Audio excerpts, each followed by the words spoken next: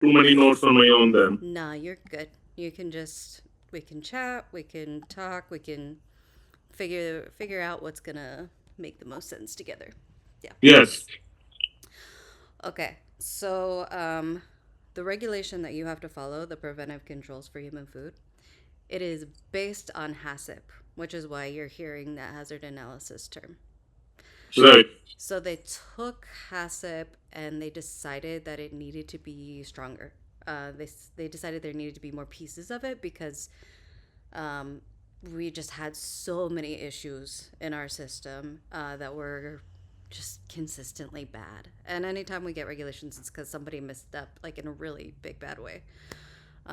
So, for example, the Peanut Corporation of America, they were a peanut butter manufacturer. They were a wholesaler, so they were selling to, different companies around the country. Like, they sold to Nabisco, for example. Okay. And so they had a lot of issues, like inherent issues in their system. Like their facility had a rat infestation, um, to the point where like there were like rat poop droppings on top of peanut bags, right? And they had a leaky roof, and you've got birds flying over the roof. Bird has salmonella in its digestive tract. It poops. It rains. That goes into their facility, so they end up with salmonella in their facility. And they were testing for salmonella, like they were doing product testing, but they were falsifying their results. So they would find salmonella, or they would get a positive result for salmonella, and then they would lie about the result. So they would say Okay. there wasn't salmonella. Right. And so they're selling that, and eventually a huge outbreak happens. And so they made 714 people sick, 9 people died. Um, And so, because of that, one of the things our government is looked at is supply chain management. So, if Nabisco had sent somebody to go look at the Peanut Corporation of America and see what they were up to, right? Are they following good manufacturing practices? Are they controlling hazards? What does their facility look like? It would have been more likely for them to see the issues and not purchase from them. Mm-hmm. And also, if they had been testing that peanut butter every now and again, it's pretty likely they would have eventually found salmonella. Right. Yeah. So, supply chain management is one of our preventive controls. And so, if we find that there is something in our product, a hazard that could harm someone, make them sick, hurt them somehow, then the if they need the supplier to control that, then we have to check up on those suppliers. Okay, I see. So for my store, it would be, the supplies that I'm getting, like the flour, the sugar, Yes, the salt. yes. So I would need some kind of certificate from my supplier saying that my products are safe, or but I mean, how would I word it to them? So for your ingredients, and we'll see this when we go through the example hazard analysis. You've got sugar and salt, which are very stable, very safe ingredients. The Mhm. FDA guidance doesn't identify any hazards associated with them. So you don't necessarily have to worry about those suppliers. Your flour, so flour can have mold toxins. So this would be one of your potential chemical hazards. Right. So they're called mycotoxins. And those mycotoxins could potentially survive that heating process. And so we would have to look to your supplier to say, hey, are you controlling for mycotoxins? And what will likely happen is they will send you what they call a certificate of analysis. So it's just like test results that Right. show you, yeah, that there's no mold toxins in it. Okay. Yeah. But that I would have to do it for all the ingredients, right? Going down. Mean the thing is whether I have all the ingredients already. I Yes. mean, I wrote it down. I took Yeah. pictures of all the bags Mm-hmm. and I copied everything that is said. Yep. I mean, word to word. So I made the ingredient list already. So Mm-hmm. I'll go over there with you, and Perfect. then I go. I mean, I guess I'll do is, and then I could ask the supplier to give me the certificate of analysis, Yes. and then have that on file. I guess for the products that I'm using. I guess right, and that Exactly. should be okay. Yes, that should be okay. Okay, cool. Um, and when you word that, um, I think what will be easiest for you. So, we talked about preventive controls, right, and critical control points. Those are like a critical level of control, right? Like how you decide whether something is needs a preventive control is like if this piece of my process were to fail, would somebody get sick, right? Or would they like choke or get cut or whatever Mm. the issue is. Um, there are pieces that manage hazards that are less critical, right? Like in part one, it talks about good manufacturing practices like Yeah. sanitation and training and all those things. And then there's also things in between, which this material doesn't cover very well. So there's control measures, which are not critical, but they're very important. And you could call getting that certificate of analysis from your supplier a control measure. Um, the other term that you could choose to use is an operational prerequisite program. So those are like, this is important, but I don't need to manage it like a preventive control. And that will save you a lot of paperwork and a lot Okay, of so stress. okay, I see. Control measure would be me getting the certificate of analysis, Mm-hmm. and operation prerequisite would be me saying that I'm using certificate of analysis Mm-hmm. to show that I'm getting the products that are safe to use. Yes, you could use either term and you should be covered. Yeah. Okay, I could use control measure or operation prerequisite Yep. to say that I have the certificate of analysis showing that my products, that my ingredients are safe to Yes. use. Yes? Yes. Okay. Yeah. And so, yeah, you would look at all of those ingredients and we would go through and be like, these are the likely hazards. Does this one need a preventive control? Yes or no, right? And then we would assess, right? Okay. And then the next type of preventive control is the allergens, right? So, we talked about allergen management for sesame. The other piece is labels. So, making sure how do we identify the allergens that are in the product and make sure that, from when you're designing the labels, make sure it has the allergen statement.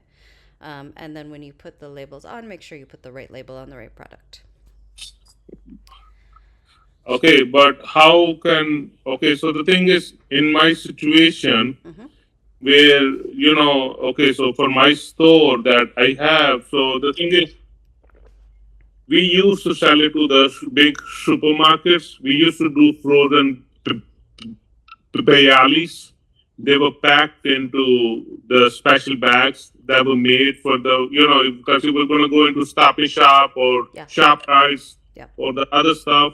But the problem happened is so that business during the pandemic was gone. Yeah. So now we just have bagel wholesale. Mm-hmm. So I have maybe 9 or 10 people. They come to pick up the bagels and then they go to supply other bagel stores. Yep. Why? Because I don't want to do wholesale where I'm not making the money. Yeah. You know. So I look for wholesalers that I'm just trying to, supply to the very high end Mm-hmm. where they have margins and I have margin as well. Yeah. I don't want to deal with the big supermarkets because they want to squeeze every penny out of my sales. So the Yeah. thing is, if they want everything cheap, something goes bad, they want to deduct the money out of my account. So I'm just dealing with those people. So Yep. right now we are bagging the bagels in like a 2 dozen bag or a 1 dozen bag. Mm-hmm. So the thing is, doesn't make sense for me to be labeling it every day, every single item. I mean, the thing is, how, or I could do is I could give my product list with all the ingredients. I could give a copy to all the people, Mm-hmm. and then just make them sign a paper that they have received a copy of my ingredients, and if they want, mean they are readily available in the store, and they could pick it up if somebody asks for it. Yeah. The um the the other thing about labels is traceability. So traceability, how do we track a product, right? How do we track what ingredients went into it? How do we track which store it went to? Um, and so that label also would include a lot number for traceability. So just like sending an ingredient list isn't going to cover that piece, right? Because we need to be able to track like which Okay, so batches, okay, which so products. yes, okay, so I understand what you're saying about Yeah. that, but the thing is, my question to you would be, so it's not like our product is being used where it's our shelf life is only 1 or 2 days. Yeah. So the thing is, how am I going to manage that? I mean, the thing is, the guy picks it up for me. He takes it to the coffee trucks that are selling bagels outside on the street. I mean, the thing is, how am I gonna? I mean, the thing is, I'm a small operation. It's not like I'm doing millions. Yeah. I mean, few $1 million of sales every day, where I could have a separate person tracking all this stuff. The batch number for the flour that's coming in. Yeah. How can I mean how is that gonna work for me? So I would it's a difficult situation, so you would have to come up with some kind of streamlined process that's simple that works for you, right? Like, how can you format a template or a system that tracks for you readily? Maybe there's an AI product for that. I don't know. Um, yeah, you would have to make a change to the training of the people that are working for you. So, like, when you're making this product, we document this information, and then we track that product as it goes out. So I know it's going to be a difficult change, but it is one of the requirements because they want, even with a short shelf life, they want you to have the ability to track your product. But how can I mean the thing is I understand, but the thing is how is that feasible for me? I I mean the thing I'm just saying from day to day situation. mm-hmm. I mean the thing is how can I take care of this issue that was gonna be my next thing to ask you. The thing is, I mean okay, so uh uh if I'm selling to the small store people, you Yeah. know, so the thing is, uh, so I understand about the recall plan, this and that, but the thing is, uh, it's not like I'm selling something and that's gonna go out the door. So that's where I'm stuck. It's like how would I even make this plan work? You know, Mm-hmm. with me having to issue a batch number. You know, so that's going to become very problematic for me. Just the paperwork alone. It's like, what Yes, it do I is a do? lot. It's a lot of paperwork. Most companies, when they start out trying to figure out the paperwork, the best way to help yourself is to make a simple template. Okay. So make a simple template that you can use for your documentation, right? So we're tracking those records, and then make it, since it's going to take time, right? Make it as simple to fill in and edit as possible, and as easy to use as possible, right? Because you want to cater it to what you're doing. Um, so, in that sense, document design is going to be important for you.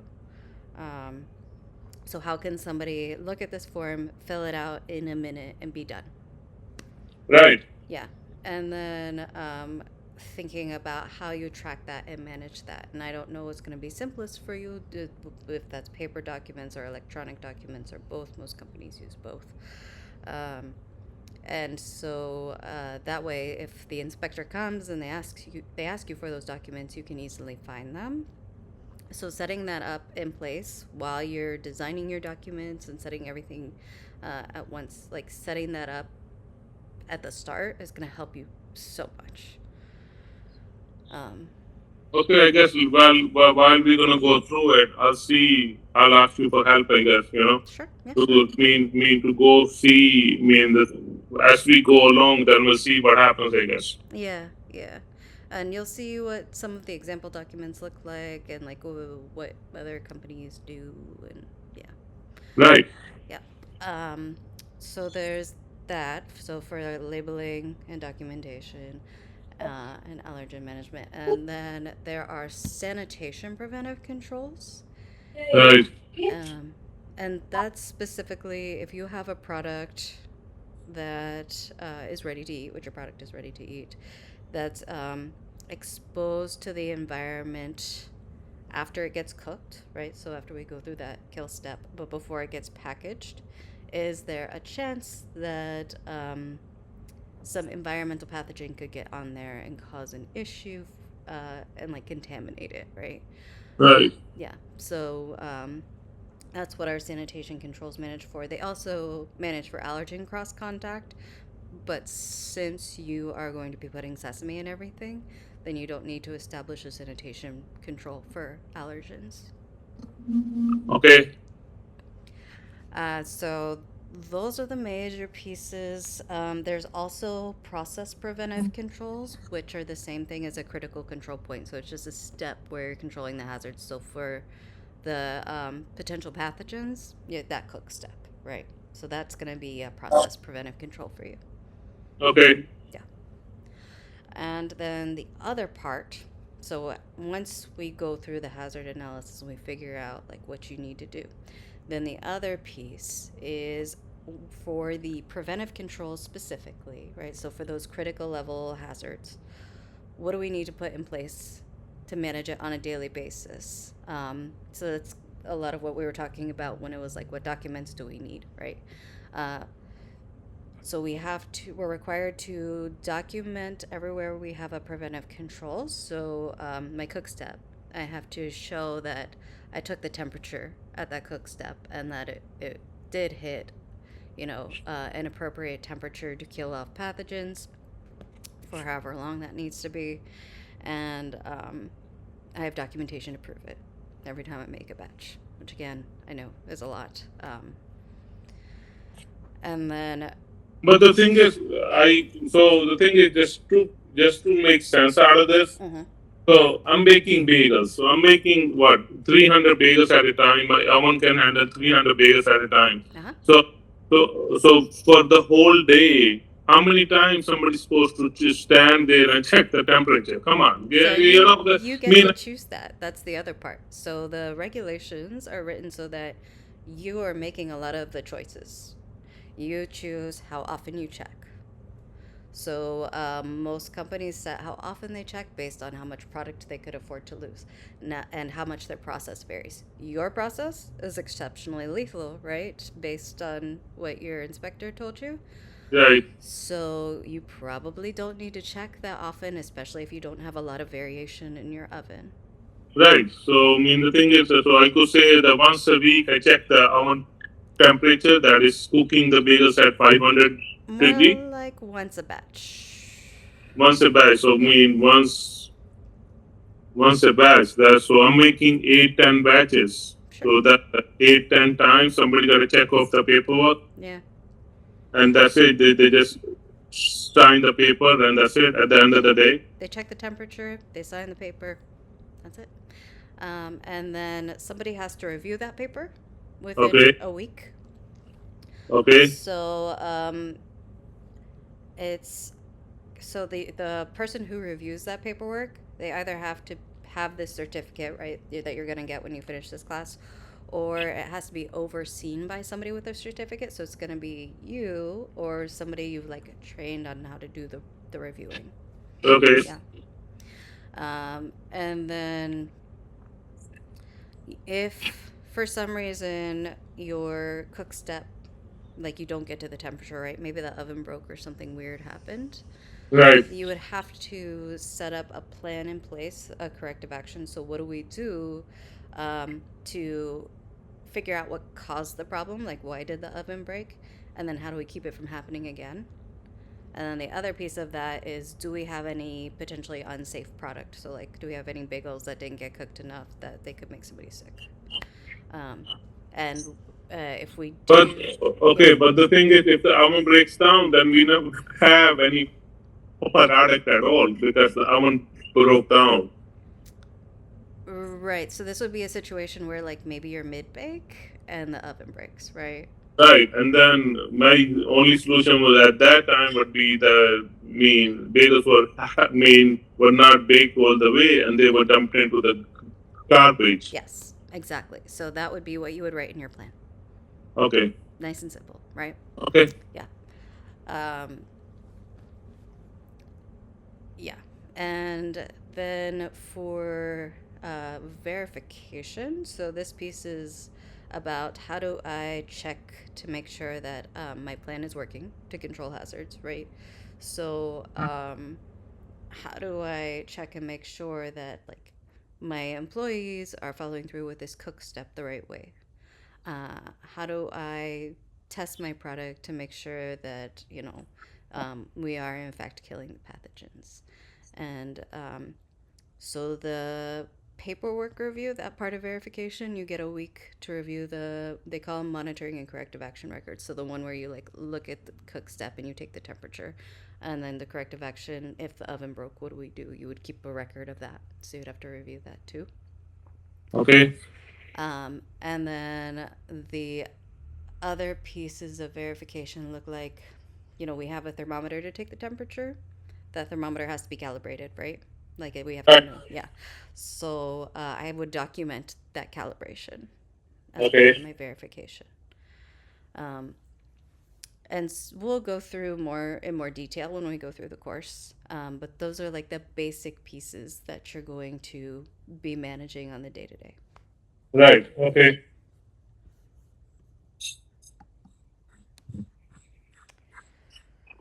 So within your system, there are going to be certain things that a PCQI is required to do. So in this sense, you, or maybe you could bring in a consultant if that's an option for you, somebody who has a PCQI certificate who can come in and help you, which may be very useful for you if it's affordable for you. Um, But the thing is, how do I find these people? The thing is, online. mhm. I don't know. The thing is, how easy it is for me to find somebody. Next thing you know, these people want thousands of dollars. Yeah. You know, so for I hope you understand. For my kind of store, I think we should be able to come up with a food safety plan with few hours. Most food safety plans take much longer than a few I know. hours. Right. So the thing is, for my purposes, I just wanna get this inspector off my case. Yeah. But I'm sorry, but the plan is there. Yes, we'll follow it. But I, it just, I looked it up online. These people want a few $1,000, if not, maybe more. Yeah. And they probably don't even want to talk to me because I'm just a small guy. I mean, a lot of consultants are happy to help small businesses, but it is expensive for sure. Okay. So I'll try to do the best I can, Yeah, I guess, yeah, and then we'll see where we go from there. yeah, At least the inspector gotta understand I'm putting in the effort. I'm taking this course, I'll put in yeah, the effort, and then whatever there is wrong, he's gonna help me fix it, I guess. yeah. And then go from there, I guess, Mm-hmm. because that's what I was told too, that start with something, Mm-hmm. and at the time it's gonna progress, you're Yeah, gonna have time to fix it. yeah, So this plan is not like it's gonna be end the story like, oh, oh you yeah, do it one time and that's it. You gotta keep on adding. That's what I learned absolutely. in book as well in part one, that Yeah, my plan has to evolve over time. yes. Mm-hmm. So Absolutely. so that's what I'm gonna do, I guess. Rather than just hiring somebody, because I first of all I can't find somebody who's gonna be within my budget. You ask me to spend a couple of thousand today, okay, no problem. But I don't think anybody wants to do it for a couple of $1,000. Mm-hmm. These Yeah. big companies, they don't even if you give them a call, they are very expensive. Mm-hmm. Yeah, I hear So, you. Well, you'll figure it out, and it sounds like your inspectors are helpful for you. So, hopefully, they'll be able to provide the knowledge that you need. One of the reasons I was talking about bringing on a consultant was because there's some pieces that have to be done by a PCQI in your system. okay, Um, and some people find that they just don't have the time for it. So, one part is validation, which they talked about in part one. It's like the scientific evidence that you use to show that your process preventive control can work. So, for example, for your oven, for your bagels, how do I prove that um, if my oven is operating, to cook the bagels to 500 degrees, how do I show that that is enough to kill pathogens? So, what most people will do is they'll, do a test. They would run their bagel process, capture the temperature of the oven, how long they're in the oven, and then maybe we test a whole bunch of the bagels for their internal temperature. We collect that data and show that it got hot enough for long enough to, in fact, kill those pathogens, right? So it's another document that is needed, or you can justify if you think you don't need a validation study. You could document that you determined that it's not required. So this is where that wiggle room comes in. The regulations are written with the idea that they're covering lots of different industries, lots of different organizations and companies, products, and so everyone functions differently. So we can write our way out of some of the requirements. okay, Yeah. I talked about how you would have to do the record review, and then you were talking about reanalyzing the food safety plan and when that happens, right? How it evolves. So you would be doing the reanalysis of the food safety plan as a PCQI, and if when you reanalyze that food safety plan, you find that your preventive control isn't working, which probably isn't going to happen in your case, then you would revalidate. right, okay, And then if you revalidate, you get 90 days. So there's like a 90-day window from starting a process that you need to do that validation within, right? So we get 3 months to do validation. okay, And if you want to take longer, you would justify, why you're taking longer. okay. Yeah. Okay.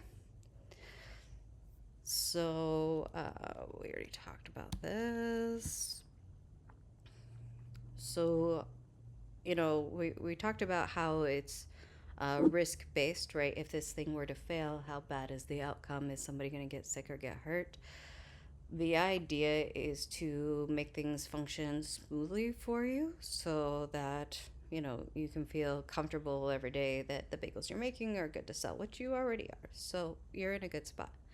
Um, Okay, before we go any further, I wanted to ask you. So this food safety plan is for my items that are being wholesaled. It's not for the food that I'm making in the bagel store for the retail store, like we make chicken salad, tuna salad. oh, So the thing is, the question is, the thing is, food safety plan is there for the bagels only, or am I going to be liable to make a food safety plan for the items that we are making in store for the retail use only? Like it's a bagel store, so we have two sections: one for the wholesale for the bagels, and the other one is for retail, where we are selling it to people walking into my store.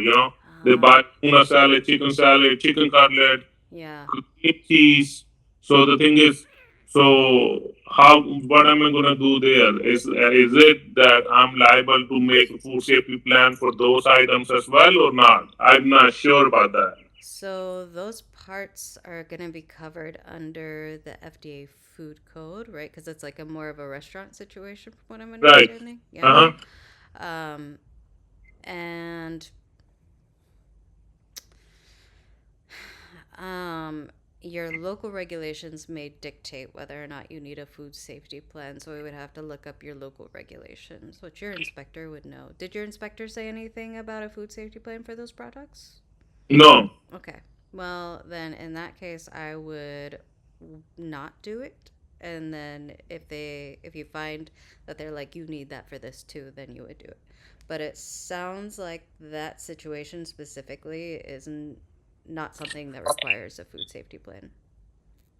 Okay, cool. But Just wanted to confirm on that, and yeah. I don't think so. I'm required, but it's just that.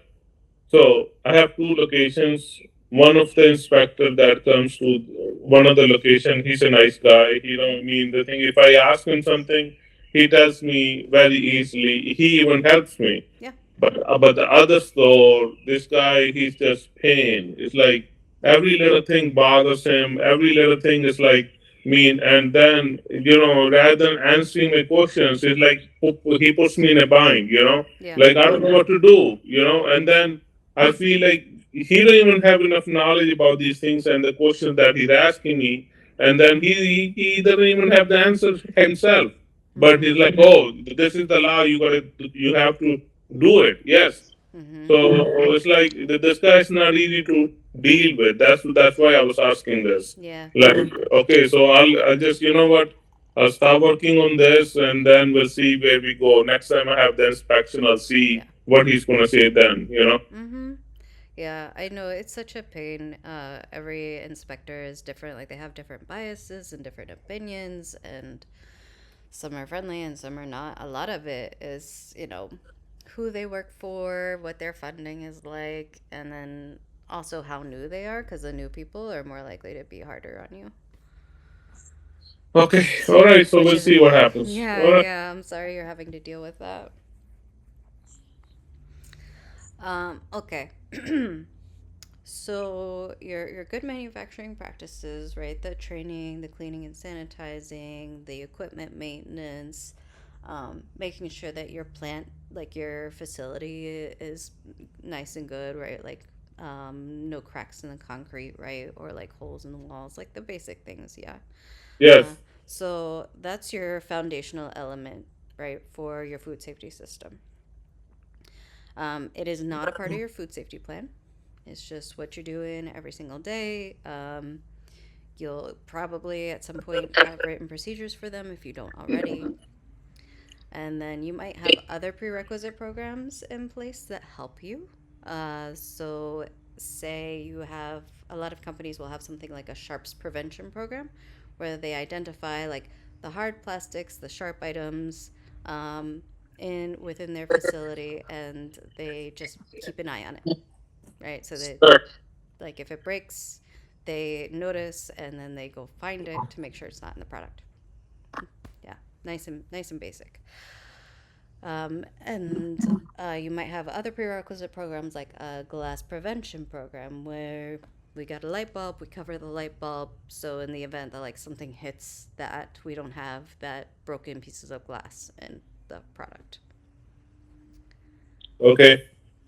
So you, That I understand. I mean, that's yeah, just basic requirements of yeah, running a bagel shop, I guess. So, whether the table is clean or not, the thing is, once I started making the chart for cleaning already. Like once a week, somebody has mm-hmm, to clean the walk-in box where we store the bagels. yeah, They're supposed to take everything out, and they're supposed to broom and mop and see there's no mm-hmm, mold inside, you yep, know. And then, that we have an exterminator that coming in to make mm-hmm, sure we have no problem with the mice or cockroaches. great, And just for the employees, basic stuff like you have to look nice and clean. Gotta wash your hands before starting work and after using the bathroom, I guess. mm-hmm, yeah, And then check the temperature of all the equipment. yep, That's the basic stuff. And then I gotta have the sanitizing solution in place where they're gonna use for the racks to clean the surfaces where we have the food items that are being prepared. yep, So that's just basic stuff for me to go through the inspection with the inspector. yeah, So that has to be written down as well, I guess. Yeah, so you'll have procedures for it, um, to to make sure that it's being done consistently by your employees. So that has to be written down.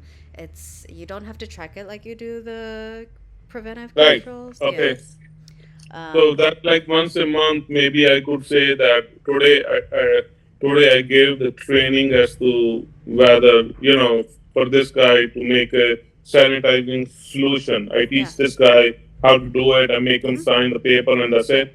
Yep. And then maybe you have a check sheet, right? We cleaned this surface. We did this thing, right? Right. Something simple. Yeah. Okay. So yes, I mean uh, that's easily manageable. I think that I could do, and that I think that's the best thing that came out of this preventive control for me. Yeah. Now, just to have an idea, when was the last time we cleaned the ice Yes. machine? When was the last time we cleaned the boxes that are being used to store the sesame seed, poppy Yeah. seed? hmm So the thing is, I mean that's one of the main things that I learned from what we have learned, except Yeah. for hazard analysis or whatnot. That's gonna come second. But for my store, I think that's gonna make my life much easier. Why? Because I'm gonna put a sign on the ice machine. When was the last time somebody cleaned the ice machine? Yeah. And also storage wise, I've seen that when we get the stuff from our supplier, we have to make sure bag is not broken or Yes. damaged. If it is, do not accept it. Right. So that's step one. Number two, where it's being stored. Whether that's like number two step for me. Yep. And number three is like for my basement wise. So we get the stuff from the supplier. We put the stuff in the basement. So I need to make sure that area is nice and clean. The packages are not damaged. Yes. And then when we open up the bags of sesame seed, poppy seed, onion, those needs to be labeled and cleaned on a regular basis, whether it's once a week, once a month, you know. Yep. So it needs to be labeled as to who cleaned it and when. Mm-hmm. And trying to come up with a timeline like, oh, we clean the basement on a regular basis. Like Yep. I tell the guy to do the room, and he's gonna put a check mark there. Yep. And then once a month or every 6 weeks, they're gonna do a thorough cleaning of the basement. They're gonna do a broom and mop. They're gonna move all the equipment, and they're gonna wash the basement really well. So if I have a problem with the mice or with the cockroaches, I would know. Yeah. Okay, so that's what I have done so far in my store to That's make great. my life easier. Mm-hmm. But what I'm missing is the next step, that we're gonna get to. Yeah. Anything else you think I should add to that so far with the good manufacturing practices? It sounds like you've got a really solid plan. Do you have to do any lawn maintenance on the outside? No, we are Okay. not required to do anything outside. Okay. The roof 99% of the roof, we don't have any leakage. So that's good. Once in a while, when it rains really hard, we might have a little leak, Uh, but not a major issue. We don't have any backup of sewer okay. system either. So that's good. And then with the mice and with cockroaches, we don't have that big of an issue. So what else? And the water is from near city that we use on a regular basis. My cold water and my hot water is working fine. Yeah. And I have the three sinks to wash the hands. Perfect. They have the soap and they have the paper towels there. They have Mm-hmm. the sign for every employee should wash their hand. Yep. And I have the tablets to check the water acidity, I guess. So that's on a regular basis. That's being done. Mm-hmm. We do check the temperature of the equipment from time to time, Good. but it's just that now I gotta fill the form out Yeah. and have it that somebody did check it. Yeah. Whether it's being done on a regular basis once a week or every day. Right. You know. Yeah. So that's part one. that I have learned so much from this, That's great. from the big book. Yeah, So, yeah. so that's, and but where I get stuck on is like, oh, with the hazard analysis. Yeah, the food I safety mean, plan that's, part. I only got up to that plan, Yeah. and I was able to write down all the ingredients, Hmm. and that's about it. Okay. So, okay, so So yeah, we're gonna walk through how to fill in the rest, right? So it sounds like you've got a really good solid foundation, and we're going to work on the pieces that you need for your complete food safety system, right? So the hazard analysis and all the controls. We're going to walk through how you would start that. Okay. Um, so it sounds like you've got a really good plan in place and a system going for your GMPs and your prerequisite programs. There are some other like minor ones that may affect your product, like defect action levels. So, defect action levels are like an allowable amount of, the term they use is deleterious. So, it's kind of like gross or unwanted, um, but not necessarily harmful. So, what's something in your product that's undesirable, that's unavoidable? So, for flour, like weevil eggs are unavoidable. Sometimes bug in flour is unavoidable. And so there's an allowable amount of like bugs in grain and bug pieces in flour, for example. And the requirement is that you get it down to a minimum level. So that would be on your supplier's part, right? Not on you in that sense.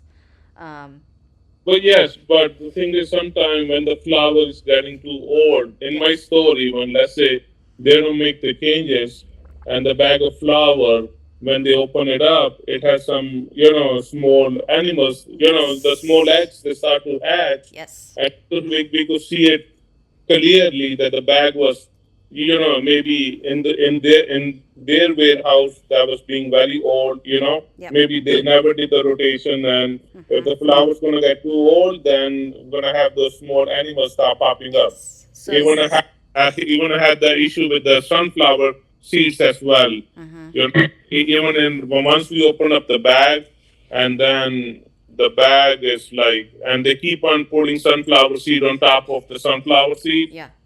and the bottom piece. I mean, I see small bugs. They start to hatch. Yeah. Then it has happened to me before that inspector came in and he Yeah. said, "Well, you're gonna open up the sunflower seed, and I see bugs. They're flying out." Yeah. And it just make me look really bad. It's like then he tells me you gotta throw the whole thing out. Yep. So now what I've done is very clear instructions. We are not gonna store them stuff in the basement. Number two, Yeah. we're gonna wait to make sure that all the boxes are empty before Yes. we're gonna refill it. So Excellent. they have to make sure that they need to empty out completely Yeah. and then open up a new bag. Hmm. So that's one way of me avoiding this, I guess. That's great. That's fantastic. Yeah. Um, and you can, many suppliers will know like what is the timeline right before you have the bugs, and you can ask them like, and try to work with them to get the freshest product that you can. Um, and then the other piece is if you, I don't know if you're doing this now or not, but if you end up selling or giving away any product for animal feed, right? No, we're not. You don't? Okay. So you don't have to worry about that. If you ever do for some reason, the requirements are that you handle it as if it were human food. Um, and if you at any point were to like make it do something to it, right? So like in the brewing industry, we have like leftover grain that Uh-huh. often, they give it to cows, right? They send it to farms. Um, so they have to keep it in a food safe container. It has to be labeled. And then if they like make it into dog treats or something, then they have to have a food safety plan for it. But you don't have to Or worry about safe. that. Okay, but we don't need to worry about that. You don't have to worry about that. Yes, because you're Okay. not doing anything with your um, like leftover ingredients or anything like that. Yeah.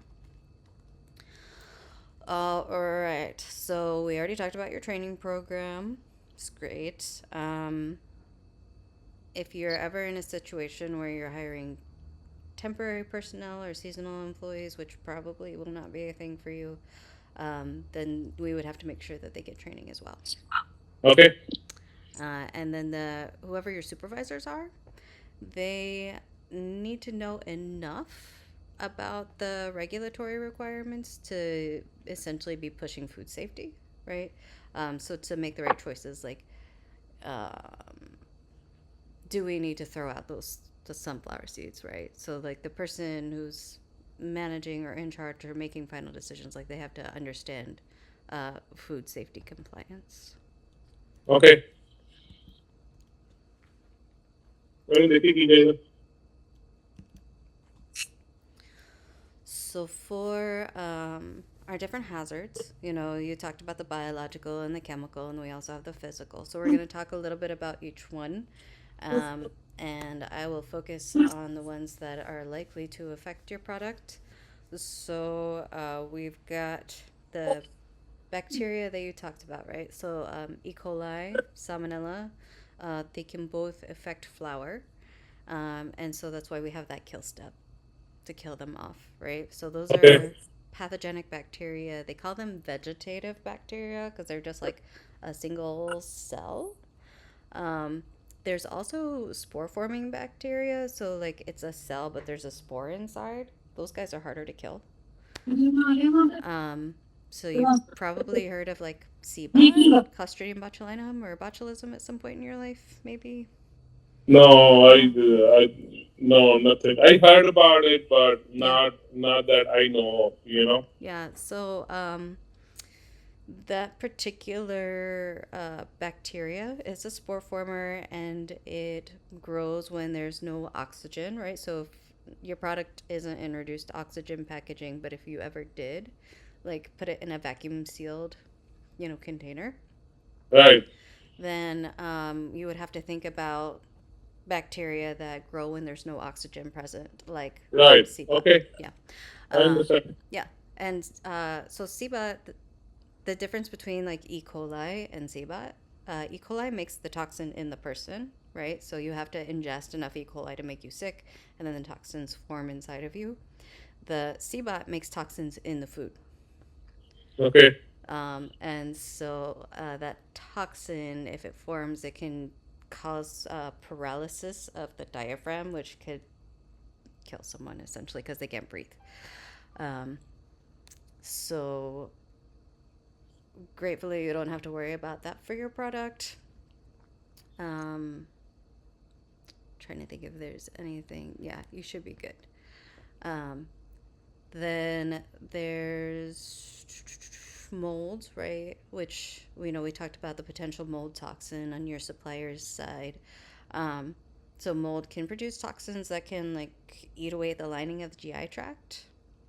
okay, So we have to be careful about different mold toxins, and you can look at your ingredient list and look them up in the hazard guide and see, is it likely to have mold toxins or not. okay, And then viruses usually get into products either like in the field agriculturally, right, or from people's hands, right? Maybe somebody's sick and they have a virus and they come into work.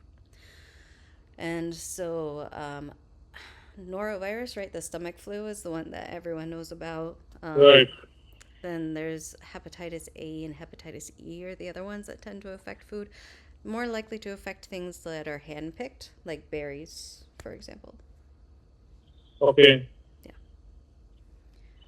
So say you're buying blueberries for blueberry bagels. Do you think right. your cooks you would identify, but you could identify maybe hepatitis A or E as a virus, as a potential hazard, and you would be like, we've got this cook step, it kills it. And then parasites. So there's a couple types of parasites. You've got single cellular parasites, right? Usually are found in the water. You're using city water, so probably not something you have to worry about. Um, those tend to be more of a problem for like the like gas station vegetable trays, like produce that could get contaminated from the water from the field. Yeah. Or, sometimes we use treated sewage to fertilize, and if somebody doesn't treat the sewage correctly, then you end up sometimes with viruses or parasites. The other type of parasite would be worms, which, again, for your products, you don't have to worry about. That's more for like pork and fish, mostly. Okay. Yeah. This lady at a bagel store, she said, I buy that new half of the containers from London. What happened? I'm sorry, just 1 second. Mm-hmm. कोई नहीं अभी बोल ਕਹਿੰਦੀ ਖਰਾਬ ਉਹ ਕਹਿੰਦੀ ਮੇਰੇ ਘਰ ਪਤਾ ਨਹੀਂ ਕੋਈ ਡਿਜ਼ੀਜ਼ ਚੱਲਦੀ ਹੈ ਸਾਲੀਨ ਦੇ ਵਿੱਚ ਕੋਈ ਡਿਜ਼ੀਜ਼ ਚੱਲਦੀ ਸੀ ਹਾਂ ਉਹ ਕਹਿੰਦੀ ਮੇਰੀ ਮਨੀ ਬੈਕ ਕਰੋ ਤੇ ਦੇ ਦੇ ਤੂੰ ਆਪਾਂ ਦੇ ਪੈਸੇ ਮੋੜ ਦੀ ਹਾਂ ਤੋੜ ਦੇ ਹੋਰ ਕੀ ਕਰਨਾ ਹੈ ਆਪਣੇ ਲੇਬਰ ਨੂੰ ਦਿੱਤੇ Don't worry about it. So we just give the money back. That's it. That's it. I'm sorry. Just a little situation at the bagel shop.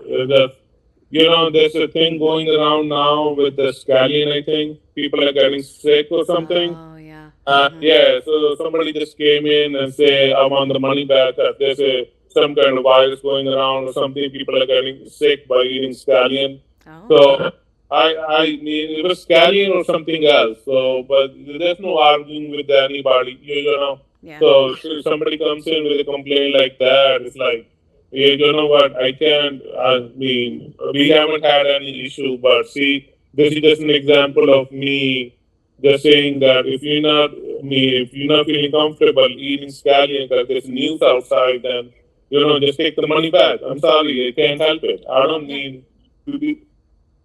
Yeah. She's yelling, she's very rude. She said, give me money back for the 2 cream cheese. Money that they there. She wants food too. Free food. No, listen, you take your stuff. Listen, you take your stuff. I understand. What do you want me to do? Get a food there.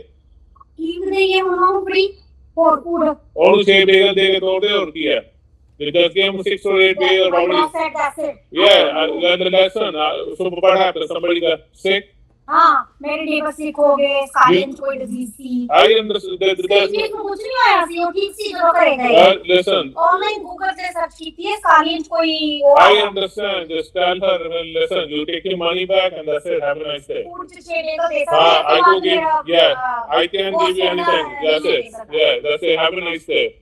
We just, we go through like 500-600 people a day. I have a very busy store. Yeah. Then what happens is, from time to time, we get these people, they want a freebie, It's like, I'm so sorry. It's like, so right now, I have a main customer, they want their money back, plus they want something more on top, Oh, wow.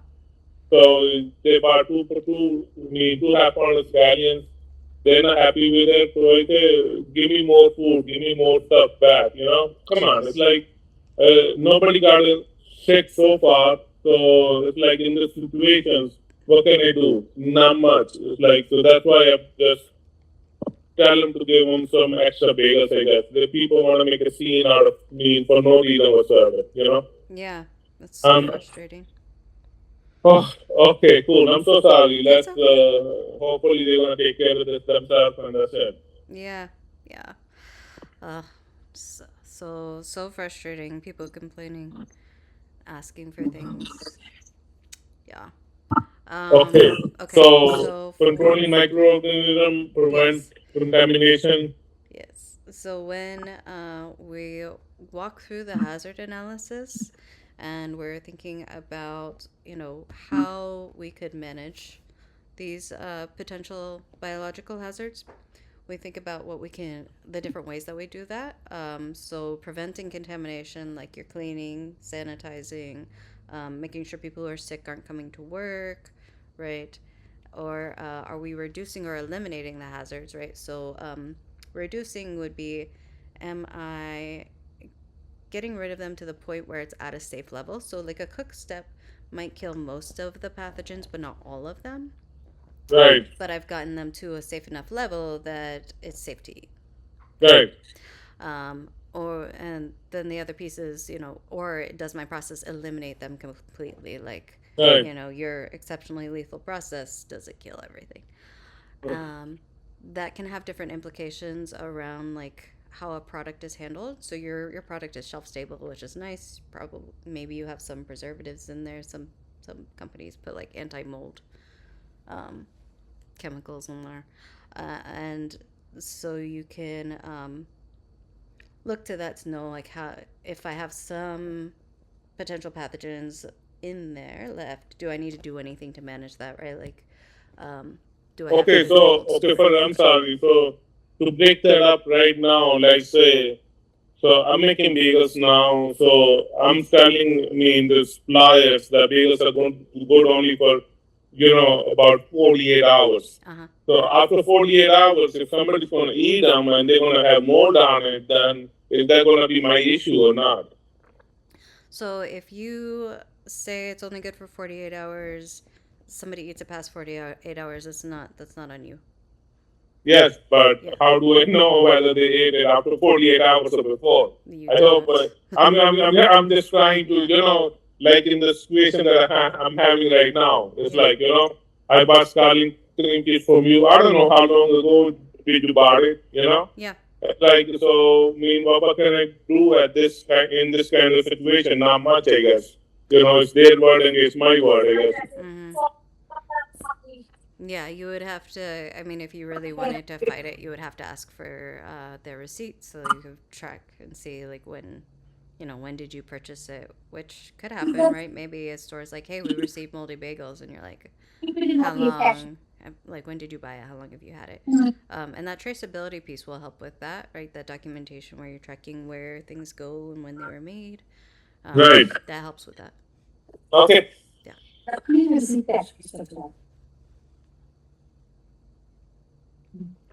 Okay, so then there's controlling growth. So your product is dry, it's very shelf stable, right? So it's doing some good things to control growth by being dry. So water activity is how we measure how much moisture is in a product. And we can adjust to make a product safer, more shelf stable, less likely to grow bacteria. Um, Other options, the pH, temperature, like it sounds like your products that you're selling in house, right? Like chicken salad, for example, like you're keeping it cold, right? To keep Right. microbes growing. That has to be temperature controlled anyway, as Yeah. much as possible. Mm-hmm. And then for time being, it's like, we only make enough to last us 1 or 2 days Yep. only anyway. We're not going much more than that anyway. Like the tuna salad, egg salad, these things as the summer months are going to go into, that's the time. Then we got to be really careful with the food too. So that we don't have any issues where somebody's getting sick or they're getting diarrhea or something. Yeah, So, exactly. prevent contamination, ingredients, people, environment. So it basically comes down to ingredients are ingredients. So the people, if they're sick, they're not coming to work. Mm-hmm. Environment is just me cleaning my machines, cleaning the tables that are being coming in contact with the unprepared food. Yep. And then after we bake the bagels, where we how they're being handled once they are baked. Yep. So that's that. Mm-hmm. And reduce or eliminate spores are harder to eliminate. Am I going to have an issue with the spores? I don't think so, I right? don't think so. Right. So, and bacteria wise, most of the bacteria should be killed at 500 degree Fahrenheit. So that should take care of that. Mm-hmm. Absolutely. So you're doing great. You've got Okay. lots of good systems in place for your biological hazards. For chemical hazards, they have different categories for the chemical hazards, right? Like naturally occurring chemical hazards. An example would be allergens. They consider allergens to be chemical hazards. Um, the puffer fish eats a type of algae that makes a portion of its flesh toxic to consume. So they have to be very careful about how they prepare it, right? So that, people who eat it don't get harmed. Then, Okay, so another question for you. With we use smoked salmon in the store for the bagels. So we get the smoked salmon in the store. it comes in packaged already. It's vacuum packed. And so the inspector said as soon as you get the package, you should make a hole in it. And then, plus the thing is, you should break the vacuum seal. Then you can keep it up to 38 degrees. Otherwise, if you don't break the vacuum seal, it has to be at 32 or 33. So why is that? What does that change? Once I That break the seal, So you know how I mentioned Seabot, the one that grows with no oxygen, इनकी right? सेहती है तो So देखिए in a vacuum package, that happy. it can grow, right? It can grow Okay. above 32, right? So if Okay. they're holding it at 38, that Seabot can grow all day. If I open that package, the Seabot can't grow now. Okay. So Yeah. all right. So that's gonna come into my one of the prerequisite too, I guess, for the good manufacturing Yeah. practice too. Okay, cool. So I'll just make sure I'm gonna put that in there too.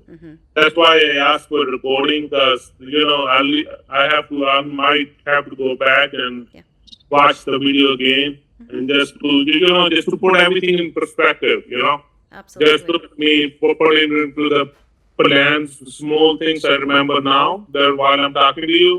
Maybe a day from now, I'm like, what's that? I mean, what did you talk about? Yeah, absolutely. Okay, cool. All right, got it. So chemical hazard. So for our point of view, chemicals. What kind of chemicals can I have in the flour, the sugar, and the mold, and the yeast that I use? Are you asking what could potentially be a chemical hazard in your? Yeah. Yeah. Yes. Okay, so we talked about the mycotoxins already for the flour. Right. Yeast, not likely to have any chemical hazards. Let's see. So you said sunflower seeds and poppy seeds. So your inspector already told you about the pesticides, right? So the pesticides, you just say you're sourcing from the United States, so you consider it as a potential hazard in the hazard analysis, but then you say we don't need a preventive control because we're sourcing from the United States and we're good with compliance here Right. for pesticides. What else? But okay, sometimes I do get a bag of sesame seed. It says made in India. Oh, okay. So the thing is, what do I mean? I would have to call my distributor, I guess, and get a certificate of analysis from them, Yes. and that should take care of my chemical hazards, I guess, right? Yes, so you would have to make sure you get that certificate analysis for the pesticides for the ones that come from India. Okay. And what other chemical hazards do I need to worry about in our operation? So, one thing that came to mind specifically for your operation is if you're handling salmon, for example, which is an allergen, is that process separate from your bagels? Right. The thing is, the salmon that we do get is only for the retail use. Like it comes in slice already. It's smoked salmon, so it comes in slice already. So we pick up the package that's like 2-3 pounds, and then we take it outside to the retail area. That's where we're making the bagels. With the lox and lean cheese and tomatoes and onions. That has nothing to do with the wholesale section. So as long as there's no point where the salmon could contaminate the production area of the bagels, then you're fine. Okay. So it just somebody who's inspecting might want to see that, right? And then just are you keeping the allergens separate? Okay. And I would have to do a full a hazard analysis of all your ingredients to know all the chemical hazards, but those are the ones that are front of mind that I can think of off the top of my head. Okay. Yeah. Okay. And do you use any preservatives or additives or anything like that? We are using, let me give you. Okay, so my ingredient list. So once I go through the ingredient list, so the flour itself has a lot of chemicals in it, So I don't know. I mean, if I'm gonna be liable to go through those. So in a plain bagel, uh, flour itself it says bleached wheat flour enriched. So it says then in the bracket it says bleached wheat flour, niacin, reduced iron, thiamine, mononitrate, riboflavin, and folic acid. So Mm-hmm. that was just from the bag of flour itself. Yeah. So the thing is now when we're doing the chemical or the biological hazards, am I supposed to look up every single piece, every single one of them? It And then, sounds like it's fortified flours. So what I would do is I might do a search specifically for fortified flour. I don't okay, think it's gonna change your hazard analysis. I don't think any of those things are super likely to cause you an okay. issue. And then we have malted barley flour, Yeah. potassium peromate. So that's just from the flour itself. Yeah. Then we have the water, we have brown sugar, we have malt extract, yeast, salt, and then we also added dough conditioner. The dough conditioner has whey, corn, it has corn flour, monocalcium phosphate, alcystine, hydrochloride, potassium bromate, and milk Okay. and cornmeal. So, and then on the bottom it says that under the plain bagel that it contains wheat and milk. Yeah. So that would be like, just to say that those are the main allergens. Yes. But since milk is being said, so I would have to say milk too, I guess, Yes. at the end, right? Yeah, Yes. so it says wheat and milk. It comes at the bottom. It says Yes. that plain bagel contains wheat and milk So for your allergen statement, you're gonna say contains wheat, milk, and sesame. and sesame. Yeah. Okay. Or I could just say sesame oil, I guess. You can just say sesame. Okay, got it. Uh, and then so cornmeal is a piece of that. So corn can also have aflatoxins. Um, so if it's from that specific supplier, we would want to make sure we get a certificate of analysis again. Um, potassium bromate. Yes. So we would have to look up potassium bromate and see if there's like a maximum use for level for safety. Okay, but the thing is, it comes in the flour already. It has Okay, it's we not not something you're adding. yeah, we're not adding anything. So for my part, it is flour, salt, sugar, malt, and yeast, Yeah. and the dough conditioner. That's all we're adding. So we have five ingredients: Yeah. flour, yeast, salt, water. So the salt and water and sugar. I don't think it has much, right? Salt, sugar, Salt and and sugar are fine. I think. So I think if for your potassium bromate, you might also want to get some kind of like documentation from your supplier that they're using an appropriate amount.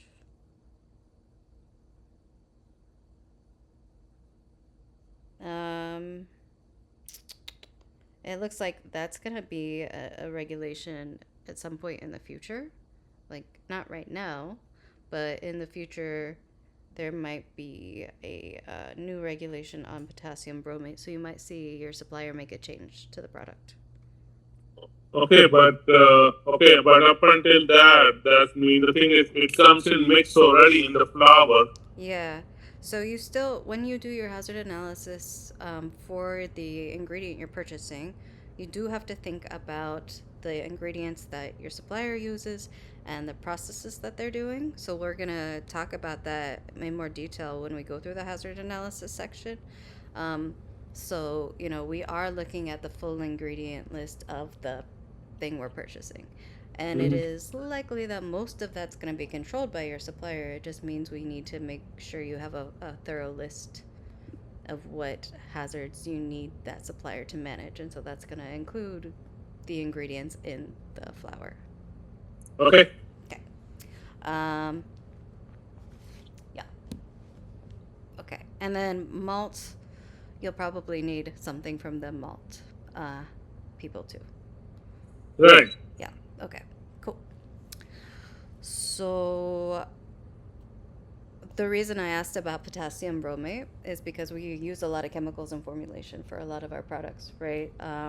And so for some chemicals, there's a maximum use level or like an allowable safe amount. And then there's been changing regulations in colors. If you're not adding colors to your product, it shouldn't affect you. But yellow number. Actually, we are adding colors. We have the yellow 5. So Yeah, that's going to so affect you. uh, So you eventually want to stop using yellow number 5 because it will be made illegal sometime in the next couple of years. And then red 40 is also gonna not be allowed.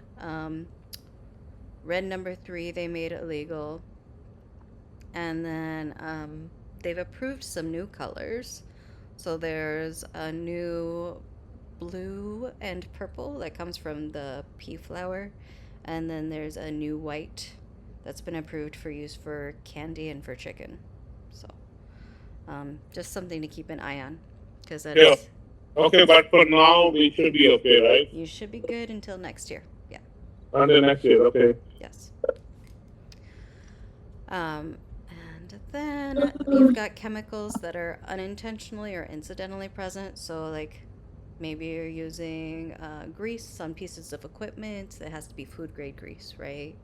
Or, if you have like a chiller and we're using glycol as food grade glycol. Making sure that you're using your cleansers and your sanitizers according to the instructions, because we don't want like residues ending up in the product, or sometimes people will have equipment malfunction and they'll end up with cleanser in the product. So just being aware of those things. And then incidentally present is what they categorize pesticides as. So we use pesticides in production, and so we have to make sure we use them safely. And there are certain plants that are really good at uptaking pesticides from soils, and heavy metals too. So, like peppers, for example. And so we have to make sure that we're purchasing from somebody who is aware of that and taking care of that, using pesticides appropriately, testing soil, which, again, if you're buying from the US, should be fine. Another example of incidentally present would be like the chicken that you buy. So a lot of chicken producers, they use drugs, right, in their system. And so their requirement is that that drug is out of the animals before slaughter. And so essentially you would just get something from that supplier that shows that they did testing for drug residues. Okay. Yeah.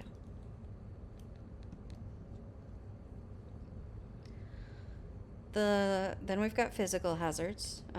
So like metal, rocks, stems, stones, pits, bones. If it can choke somebody, if it could cut them, if it could break a tooth, we've got a bunch Right. of physical Yes. hazards. Yeah. So those things I'm aware of those things already. Cool. So we try to manage them as best to the best of our ability. Like sometimes, now I've made a rule that if you are using your hands, the gloves, when you take them off, make sure the whole glove is gonna be going into garbage, not a piece missing. Yeah. If a piece is missing, it could happen that while, let's say, they are making cream cheese, Yep. then while they are taking the cream cheese out of the mixer, or when we are whipping the cream cheese, small amount of glove gets ripped up and it goes into into the cream cheese, and then somebody might choke on it. So I'm being mean. I tell everybody now going forward that needs to be handled very carefully. When you are finished, make sure that glove is whole. And we've been using much better gloves now, which are more stronger, I guess. That we're not gonna have this issue. Yeah, that's great. That's good. Okay, so Yeah. and if So the stuff is going bad, believe me, rather than giving it to the customers, my instructions to my employees are we don't want to have any problem with the food. So yeah. economically motivated hires are like I'm telling my employees if food is bad, we're not gonna serve it to anybody. Yeah. So it's like I mean the thing is I'm not trying to cut. I mean the thing is save every penny I can here and there. Yeah. Sometimes it's just not worth it. So that's the goal. So I've been taking care of these things already. Yeah. So There are other things to be considered for economically motivated hazards too. It's not just like your practices, it's also your suppliers' practices. Um, to give you an example, like there was a dog food company that was adding a chemical to the dog food. It's called melamine that looks like protein when you send it to the lab. So they could put less protein in the dog food so they can make it more cheap. And then they sold it in the US, and a bunch of dogs got sick, and a bunch of them died because melamine is toxic to dogs. So sometimes it's from the supplier, too. Um, Sometimes the economically motivated hazard comes from somebody who's in competition with a business, right? And so they do something to intentionally cause harm to take down that person's business, right? So there are multiple ways that that happens. okay, and okay, so let's say for example, in the store we use bleach, we use soap, and we use oven cleaner as a chemical. So the thing is, for argument's sake, if somebody wants to, one of the employees want to, mess up with the food, they very easily can. So the thing they could take a bleach, they could put it into the bagel dough, you know.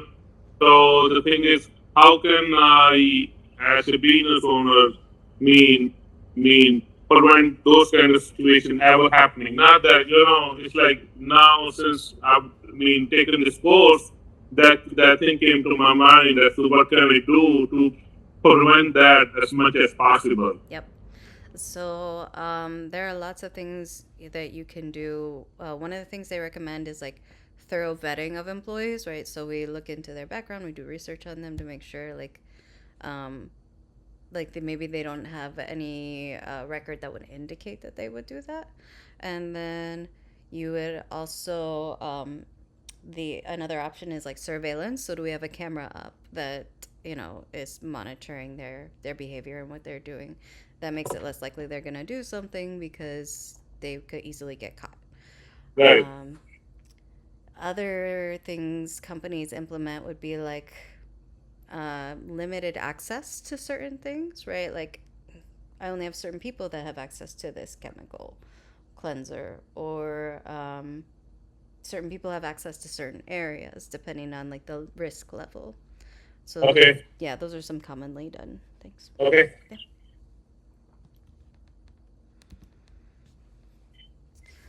All right. So for our allergens, we've got the 9 on our list that are required to be on the label in the United States. When it comes to the actual allergen statement, you have to use the word that's listed here, right? So I have to say contains milk, contains egg, contains peanut, right? And if it is a trina, a fish, or a crustacean shellfish, I have to name the type, right? So for the salmon, I would say contains salmon. For tree nuts, I don't think you guys have any tree nuts in your product, but say I had like cashews, I would say it contains cashews, or pine nuts contains pine nuts.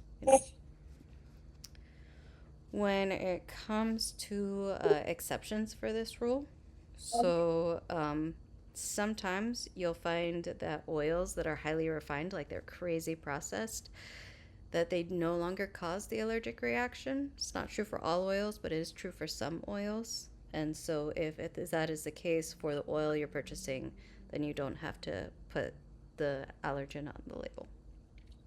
So Okay. you would know that from your supplier. Okay.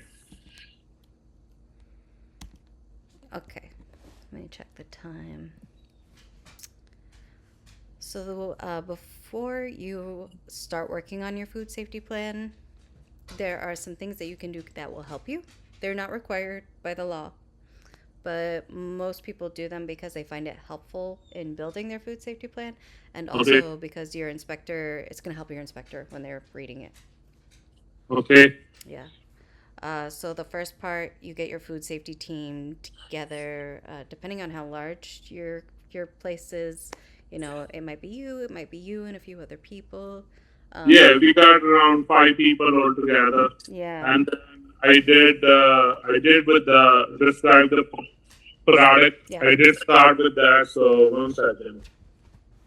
Uh, I'm gonna read it out to you. Maybe you could let me know if it makes sense. Food safety plans, flyers.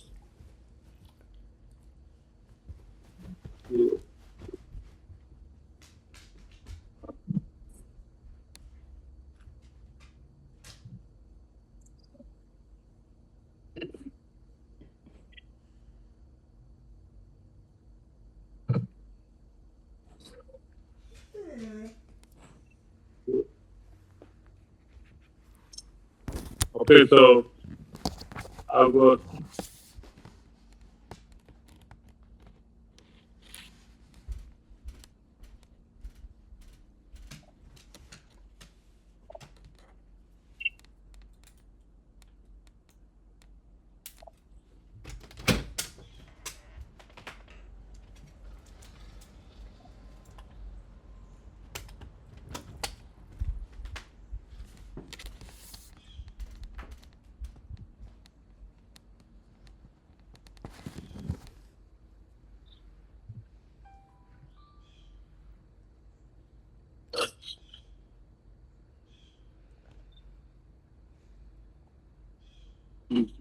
Okay.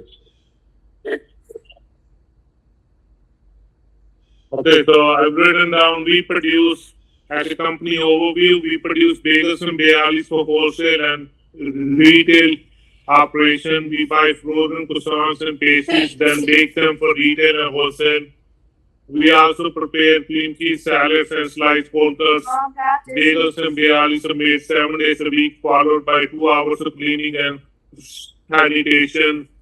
Municipal water is which is treated and tested per EPA requirements by the city is used throughout the facility. We practice good manufacturing practices to prevent cooked product exposure to environmental pathogens. Employees are instructed on proper hand washing procedures, glove use, proper attire, and footwear.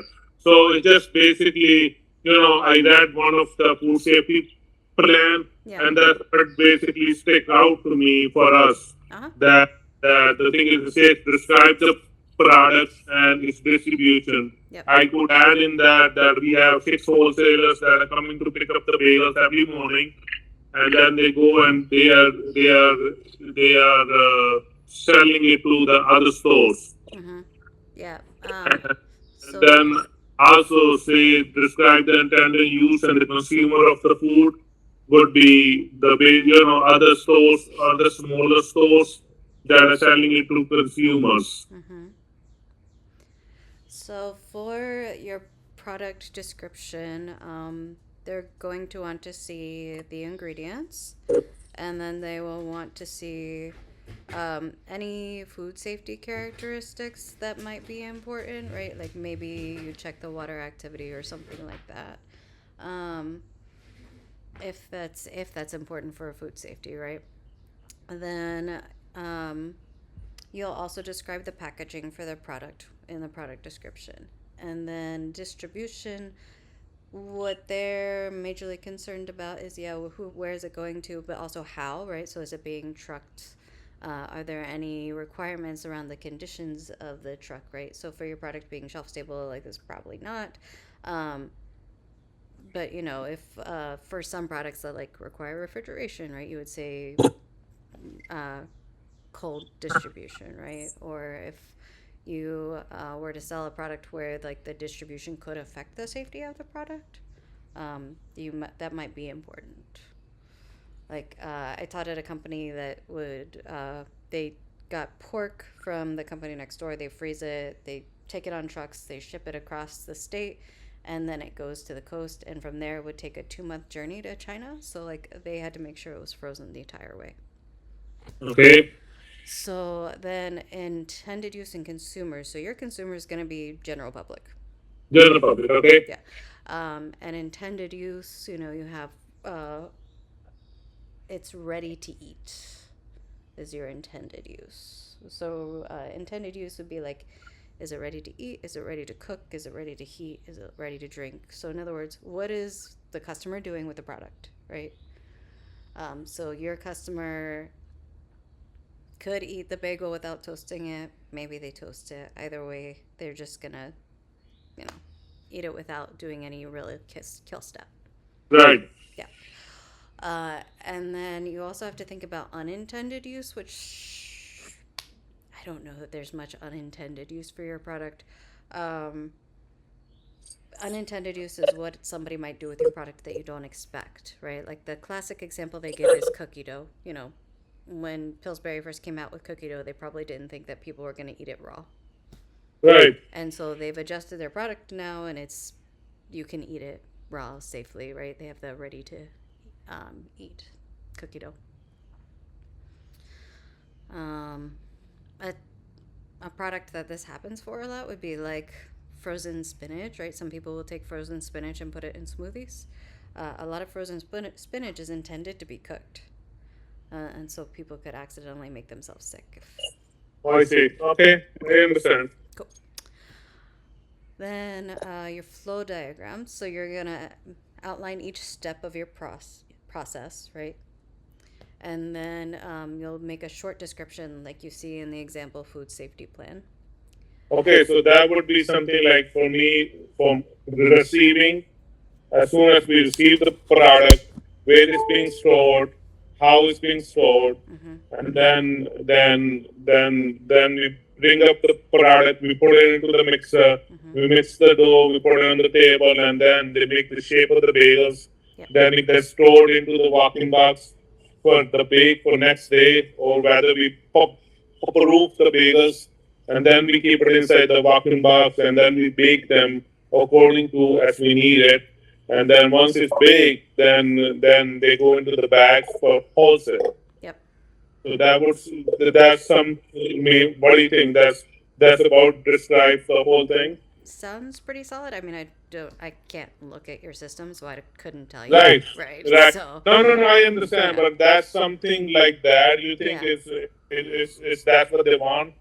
Yeah. And then verify the flow diagram. That's just going to require that me going over the plan. So you would take the flow diagram in your hand, and you Uh, would walk through your production to make sure you didn't miss any steps. That's what the verify part is.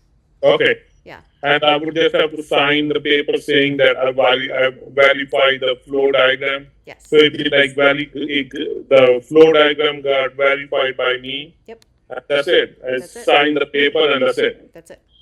Okay, good. Yeah, they Okay. put it in place because people sometimes will overlook some steps when they write their flow diagram just because they're just used to their process. Right.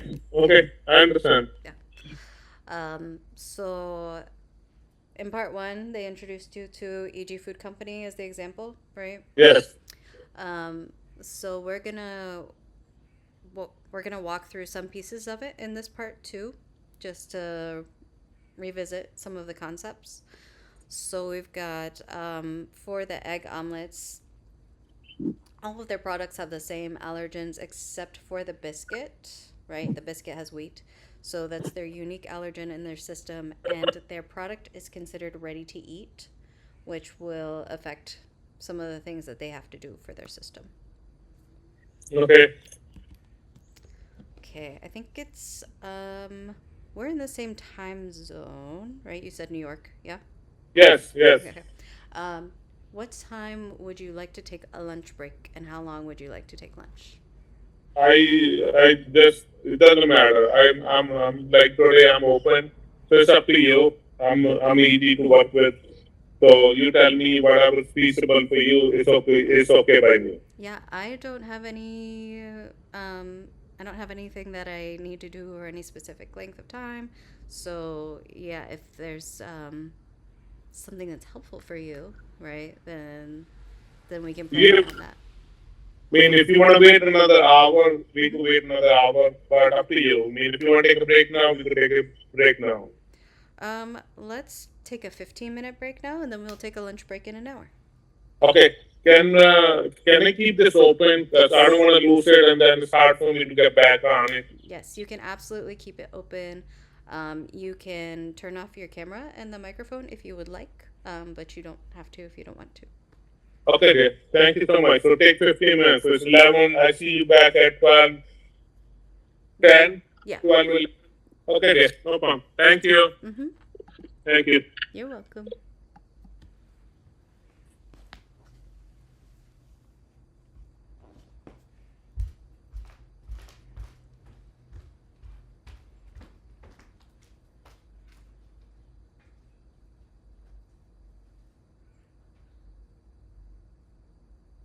I guess my gay sex, it was straight sex, but in a very, maybe I don't know. This guy was beautiful. I will show you a picture. I don't have my phone on me, and so we got lunch, and then we had daytime sober sex, Yes. which is truly the sluttiest thing you Yeah, can do. it is. And it was the best. No It's guilt. daytime. Yeah. And I can like get something done after. Yeah, You it was know. great. I literally had therapy right after. I was like, this. Okay. So for this next piece, we're gonna work with an example food safety plan, and you get to choose from black pepper. So it's ground black pepper. There's a kill step for the black pepper, and it's ready to eat. Then peanut butter, which also has a kill step and is ready to eat because they go through the roasting of the peanuts. And then the other option would be fettuccine marinara with broccoli, which is frozen and ready to heat. I think for you, I think the peanut butter is the closest thing ingredient wise and process wise for what you're Yes. thinking. Okay. I was going to lean towards that too. So I think that would be a really good example for me. Okay, great. So I'm gonna pull up the peanut butter plan and we'll review the first section of it, so the introduction.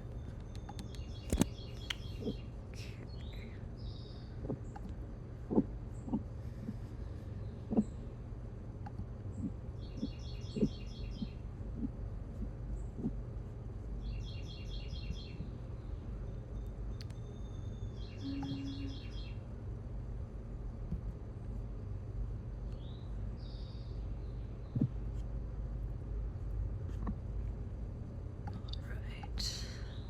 Share the screen. Okay. So our peanut butter plan. Let's try to make it big enough.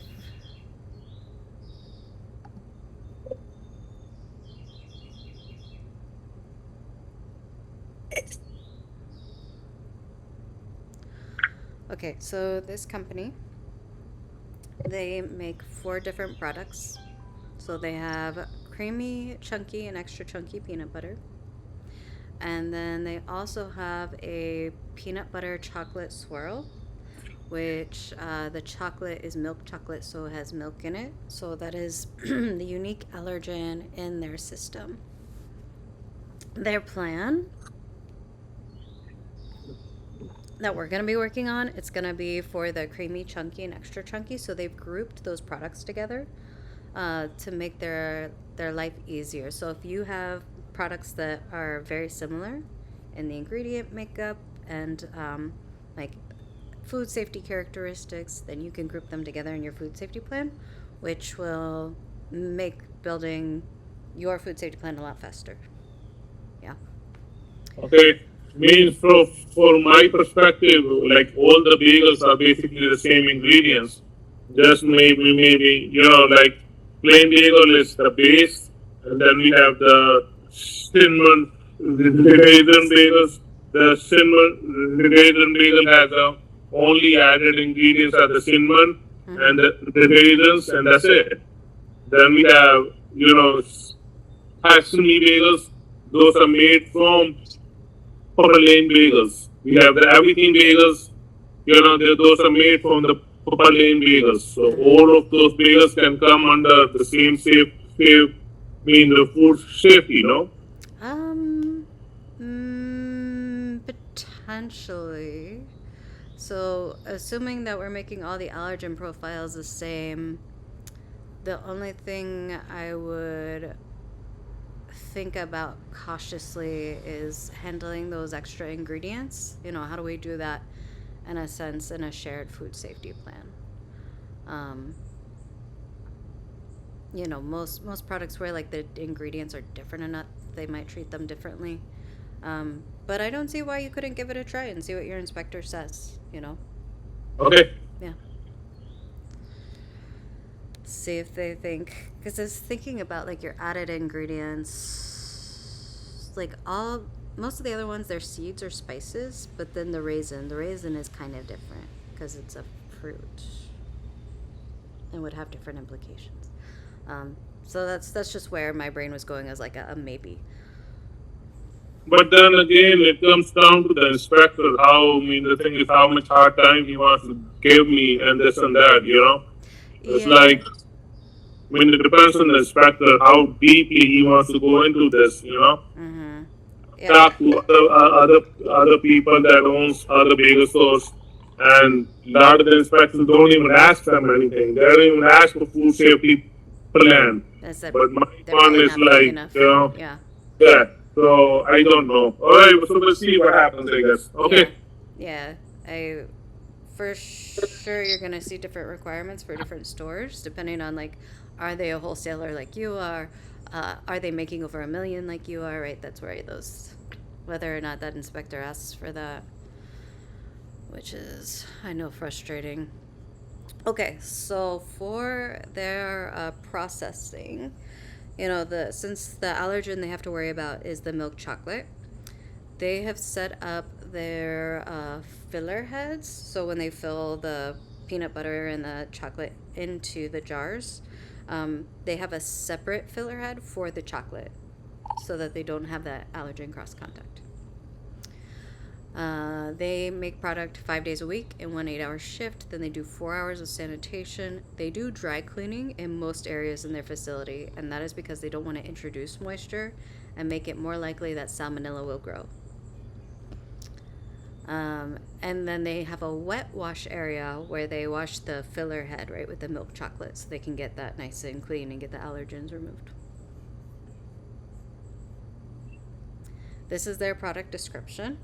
So we've got the product names, they list, the description has peanut butter with various particular size of peanut butter particles.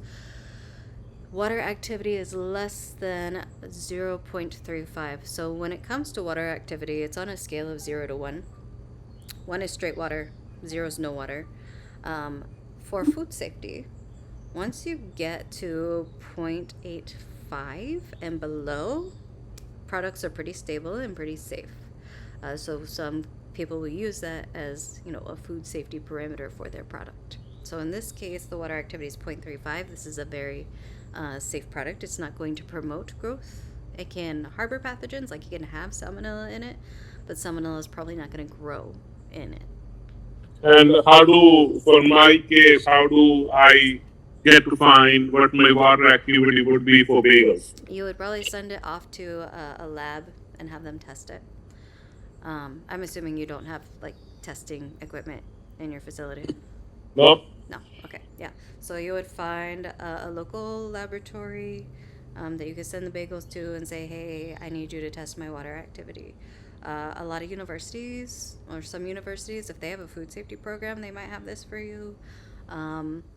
You might be able to look towards ag centers. So ag centers often do testing. So you'll just have to do some research to find a lab. Okay, but am I required to do that or no? No, you're not required to do that. Okay, what about pH. How do I find the says about the pH being 6.3? That again has to be found out from the lab, I guess. Yeah, so pH meters, it's convenient. They're cheap to buy, so you don't necessarily have to send it to a lab. Um, Okay.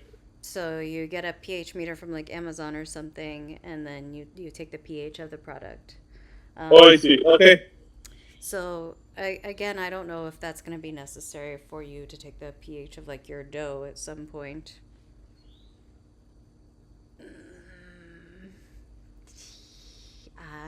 You could. You could. It might be helpful.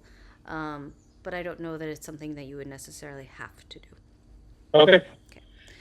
Um, so then for they list all their ingredients, right? Peanuts, sugar, vegetable oil, and salt. And that's why I figured we should choose this one because the sugar and the oil and the salt. And then they use nitrogen as a processing aid. So what happens is when they fill the jars with the peanut butter, they put some nitrogen in the top to flush out the oxygen, and that helps keep the quality of the product. So like it tastes better, but it's not done for safety. Okay. Then their packaging, so it's just the plastic jars that you're used to seeing in the store with the foil paper lid on Right. top, and then the plastic lid on top of that. Their finished product labels have to have those allergen statements, and so they make a note about that in there. Okay. The intended use, the product is ready to eat, just like any Right. product. Intended customers, general public. So this isn't going to happen for you and your products, but like the reason they ask you about intended consumers is if you might be selling to at-risk people, so like pregnant women, products specifically made for pregnant women, for babies, for young children, for elderly adults, for immunocompromised people. So maybe you're selling to like hospitals or schools or something like that. Sure. Or, Infant behavior. yeah, exactly. If somebody's making infant formula, they need to recognize that their intended consumer is higher risk. Okay. But for my purposes, it would be just general public and that's it, right? Yes. And the shelf life would be 2 days or 3 days, depending on what I say. Yes. So, and then labeling instructions that would say contains wheat, Mm-hmm. contains sesame seed, And milk. and milk, right? Yeah. And then we'll see down the road. Okay, I got it. Cool. All right. And then for storage and distribution, they said ambient, so that just means room temperature, right? No Yes. special conditions. Okay, got it. So then this is their flow diagram. And for their receiving, they've separated out receiving the packaging, receiving shelf stable ingredients, and receiving raw peanuts. Those raw peanuts are separated because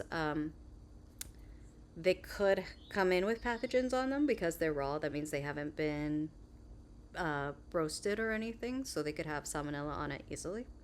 So we don't want those peanuts to contaminate the rest of the facility. So we have a separate storage area for the peanuts. I see. Yep. Okay. So from there, they talk a lot about the peanut process. So the peanuts are stored at ambient temperatures at less than 70% relative humidity. That's intentional. They don't want to grow salmonella and they don't want to grow mold. So they're keeping the humidity below 70. I see. And then from there, they so they're getting like these 2,000 pound bags of peanuts, the super sacks, and they dump it into their peanut cleaner. That's gonna remove things like sticks and stones and like shells, things like that. Then the peanuts go to the roaster, and that roaster is enclosed and pressurized. So the food safety plan is color coded. The gray parts, those are enclosed and pressurized, and then the blue parts are open to the environment. So the product is exposed to the environment, like at the grind step, the mixing step, and the fill step. Right. During the roasting step and the cool step, it's not. Okay. And we'll talk a lot about why that matters. So we roast it, we cool it, We grind the peanuts into peanut paste. That paste gets mixed with the sugar and the vegetable oil and the salt. And then the jars, so they get cleaned out. The jars get inverted, so turned upside down. They flush air into them to remove any like physical contaminants that might be in the jars. Right. Flip it back up, fill it, and then they put that seal on, the cap on, and then the label. Sure. From there, they go through a metal detector, and then they get cased into their boxes. It goes to dry storage. It gets shipped at ambient temperatures. So from there, we get more description of each of these pieces. Now, they've gone into detail about the ingredients. So this is why in our discussion, I mentioned we have to think about the supplier and their processes and what ingredients they're using and how that could affect the safety of the product, because we have to evaluate whether or not they could introduce a hazard. So they start talking about their packaging material. So the packaging material, it's made of PET, and they specify that it is a food grade packaging. So we've seen some extra regulations coming through around the chemicals that are used to make packaging, because they can potentially they can go from the packaging to the ingredients. It's particularly true for items that are like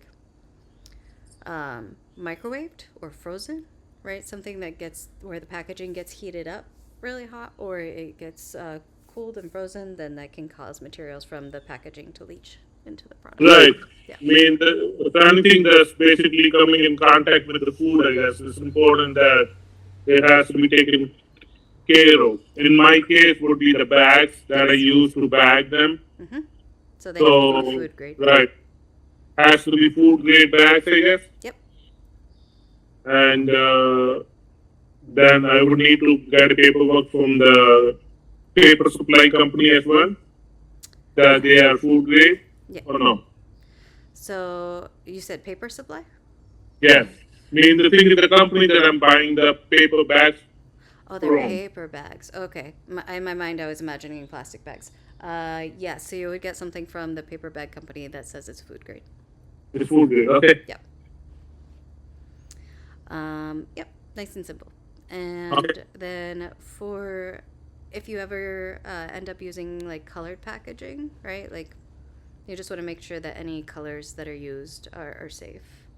Okay. Or inks. Like there was a candy company that used lead ink on their candy wrappers, and they ended up getting lead in the candy. It's not great. Okay.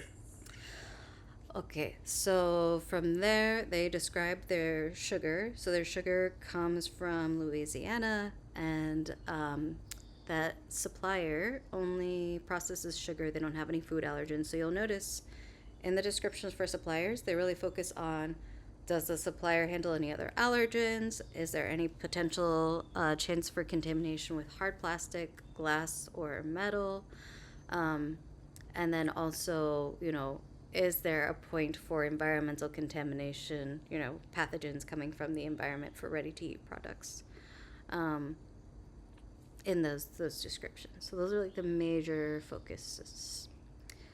So the glass, they do say that there's metal-on-metal contact in the sugar refining process, which means there's potential for metal shards. So we could have metal coming from the sugar supplier. Then for their salt, they specify that they require food-grade salt. That's also coming from the U.S. It says they don't use glass, no hard plastic, no allergens.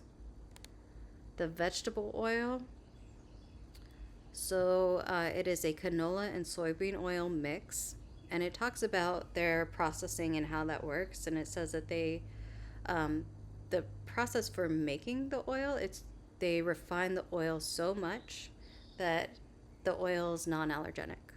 So they don't have to worry about saying contains soy on the label, because this particular canola soy blend is not allergenic.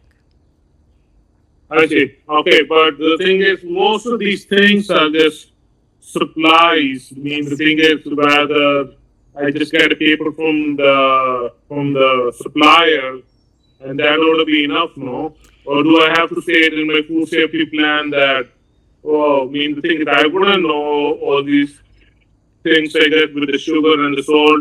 Yes, it comes in a 50-pound bag, but the supplier is the supplier. I mean, I don't know what they do, what they don't do. So the requirements and the regulations, they require us to check up on our suppliers in some way, shape, or form. So that might be you send them a list of questions to answer. Do you have metal on metal contact? Is there transfer glass or hard plastic? Do you handle other allergens? You might give them something like that to help you with your evaluation. Okay. Require them to fill that out. And then for specific hazards that you can't control and you need a supply chain control, there is an extra requirement where either you audit them or somebody else audits them, and you get that audit report and you review it. So that audit can be done by a regulator. Could be an inspector, could be an FDA agent, a USDA agent, or it could be that you're purchasing from somebody who has a third-party certificate, like Safe Quality Foods. Maybe you've heard of SQF or BRC or something like that. So these are common programs that companies will follow because it expands their customer base, because it makes them easy to buy from. So, Right. yeah, Okay, got it. cool. All right, so for the oil, it says no glass, no hard plastic, no metal, no other allergens. Then nitrogen, they get a certificate of analysis that shows the nitrogen is food grade. Okay. Then the peanuts, they have 2 suppliers for their peanuts. The suppliers grow the peanuts and then they remove the shells. And they also remove stems and stones and metal and any like leftover shells that maybe were loose in the product. So that supplier does all that. They also remove any moldy peanuts, and they do testing once a quarter to check for aflatoxin, which is another one of our mold toxins. So it is a mycotoxin. And they check to make sure that it is less than 20 parts per billion. That less than 20 parts per billion, you could probably find by Googling aflatoxin in the regulation. Like, what is the legally allowable amount of aflatoxin in a peanut? Oh, I see. Yeah. Okay.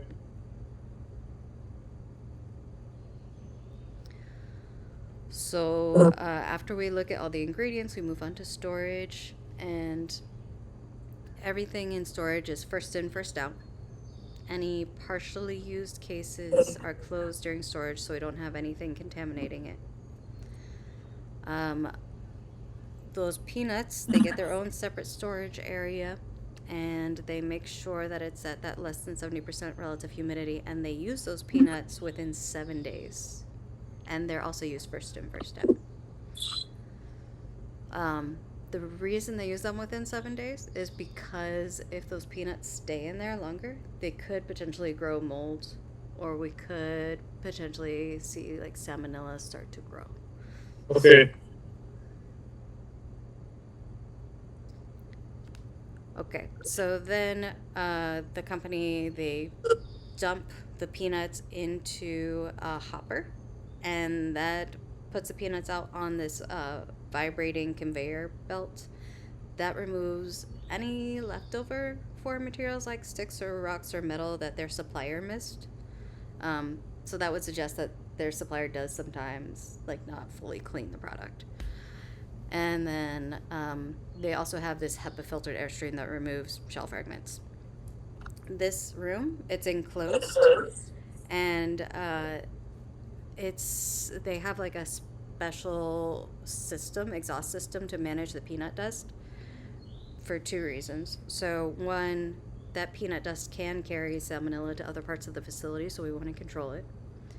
And then dust can potentially cause fires, right? Any dust can be explosive. So control for that. Then from there, those peanuts go into the roaster, and the roaster, so they've set it up so we've got a 2-inch bed of peanuts, and and they're forcing hot air above and below those peanuts. And they make sure that the peanuts are exposed to a minimum of 300 Fahrenheit for 25 minutes. And they're circulating the airflow through there to make sure that they're hitting any cold spots. So this is where the validation part comes in.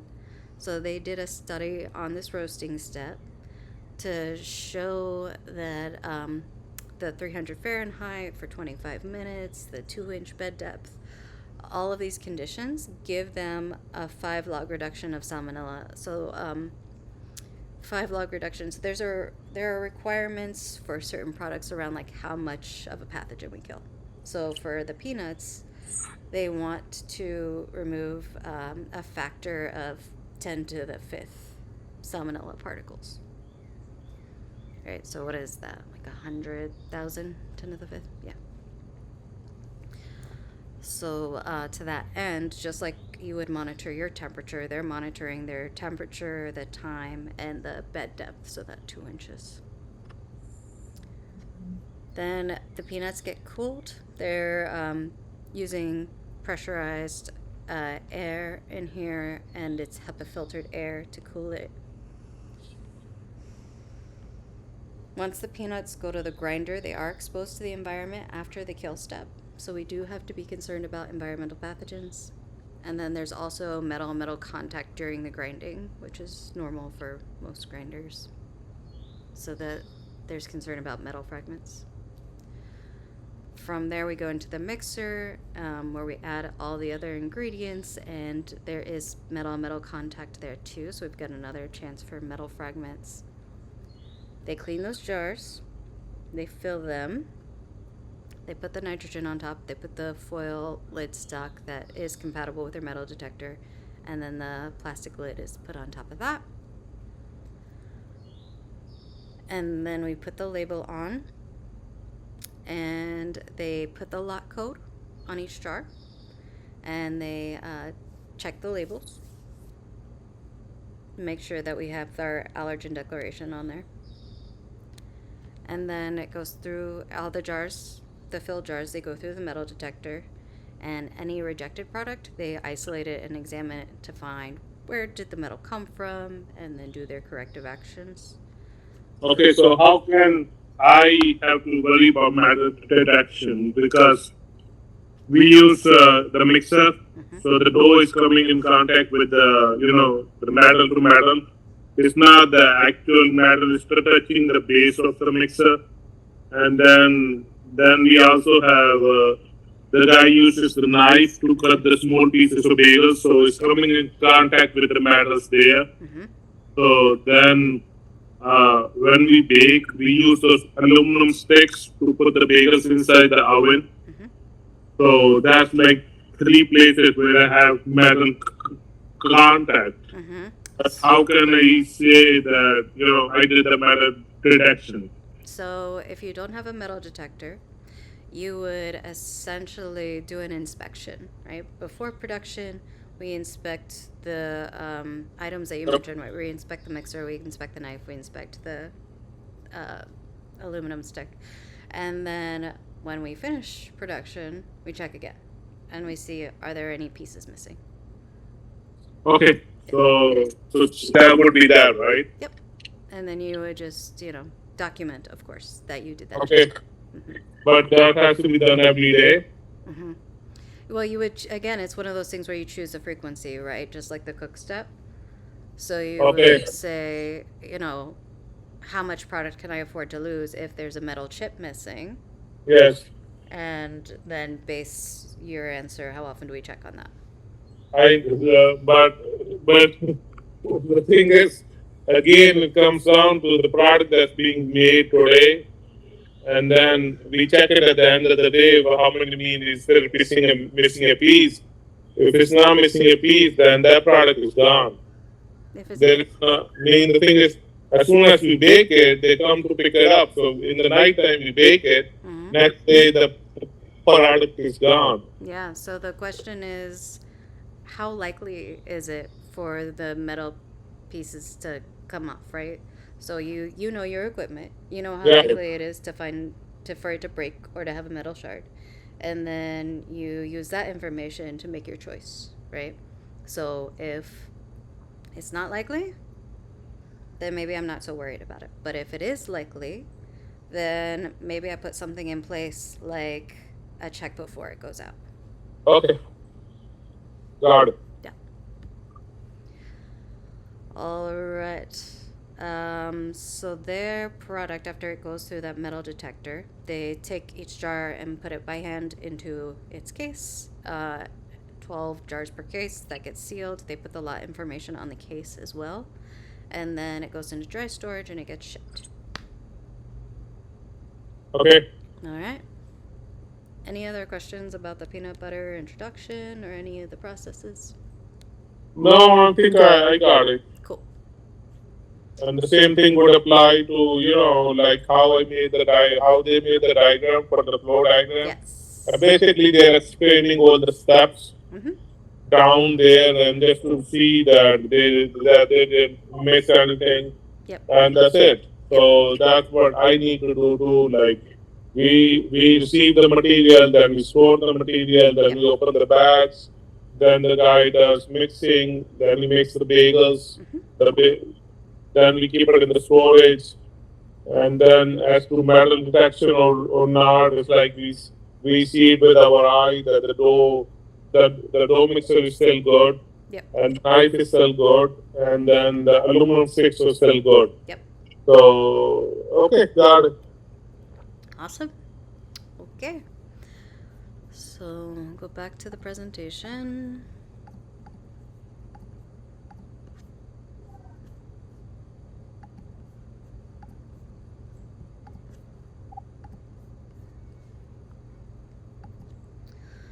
Okay, so the next piece is the hazard analysis, right? Yeah.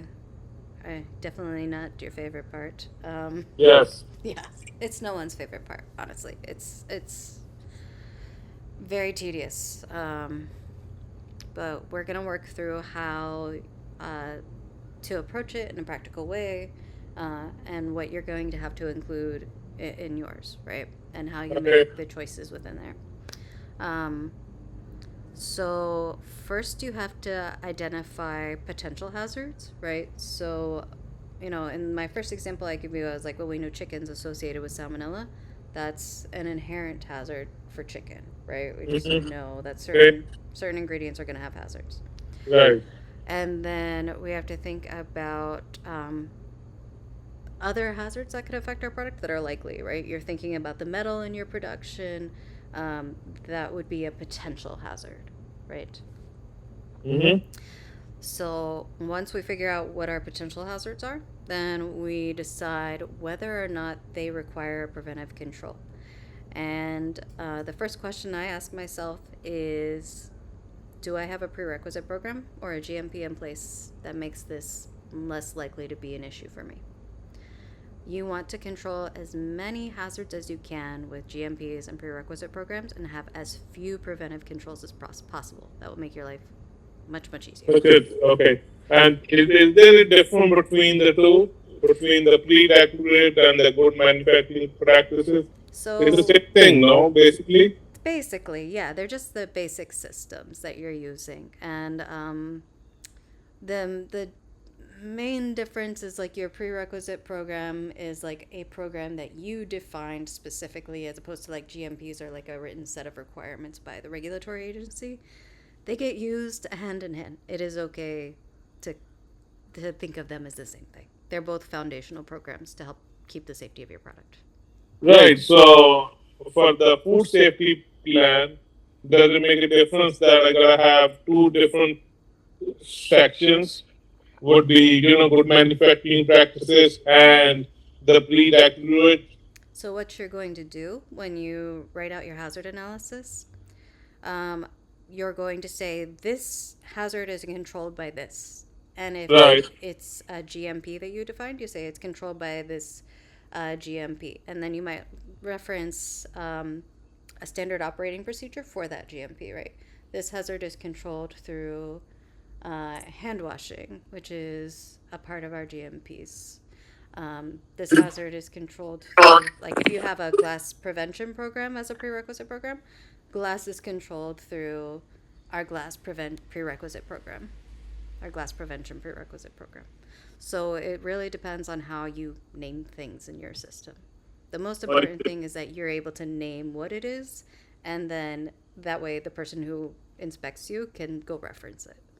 Oh, I see. Okay. Yeah. So there are a couple other factors that go into your decision-making process. So one, which I talked through with you a little bit, is how likely it is to happen.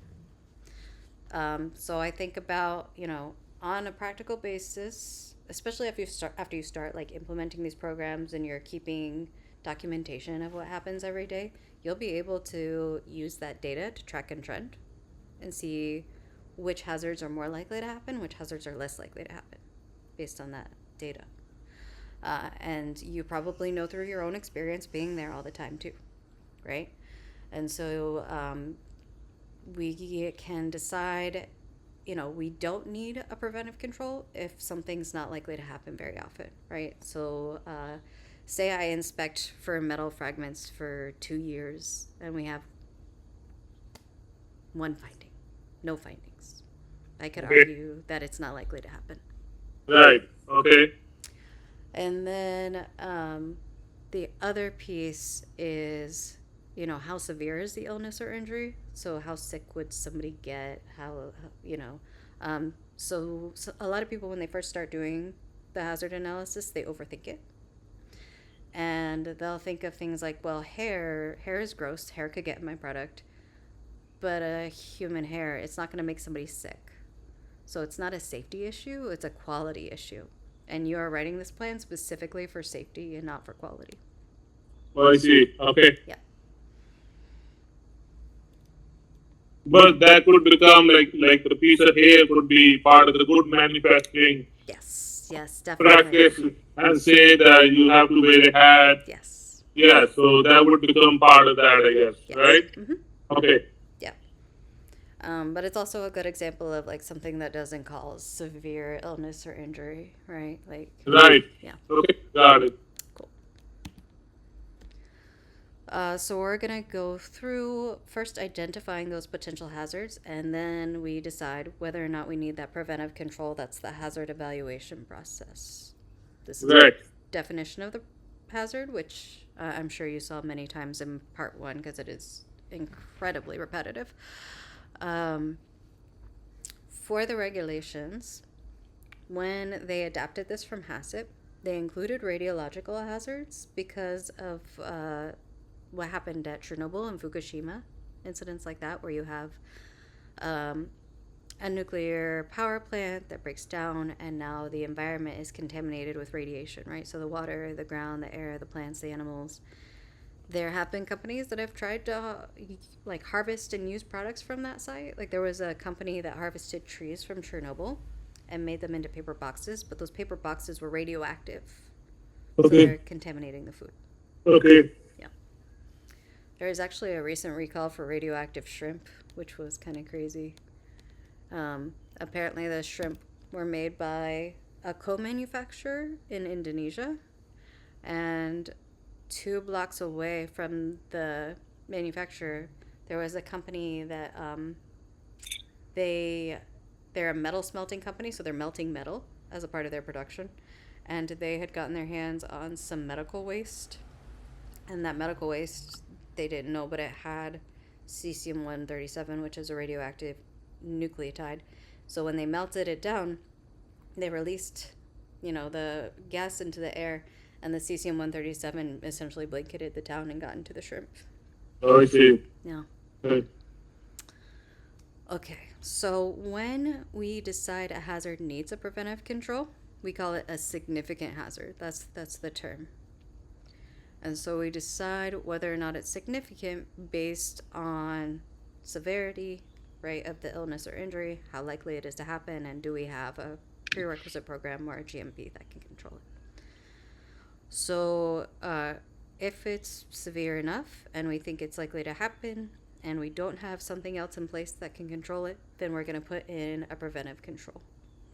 And when we establish that preventive control, we're required to put in those things into place that we use to manage it on a daily basis, right? So the monitoring, corrective actions, verification.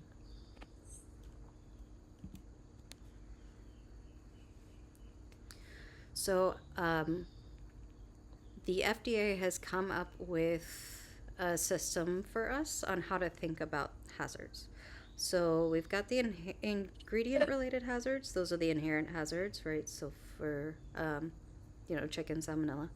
Then we've got process-related and facility-related hazards. So that would be a hazard that could come from your own process or your own facility, like the metal, or it could come from your supplier's process or their facility. So, like your flour producer, they probably have a grinder, right? And so, if their grinder had metal on metal contact, we could have metal shards. That would be a potential hazard from a supplier. And we have a chart we're going to use to look at how we do that. And then there's people-related hazards. So, people can bring in diseases, people can make mistakes, right? There's lots of different people-related hazards out there. So for the hazard analysis you mentioned, right, you've already listed all your ingredients. So you list the ingredients first, and then you list each of the steps in that flow diagram.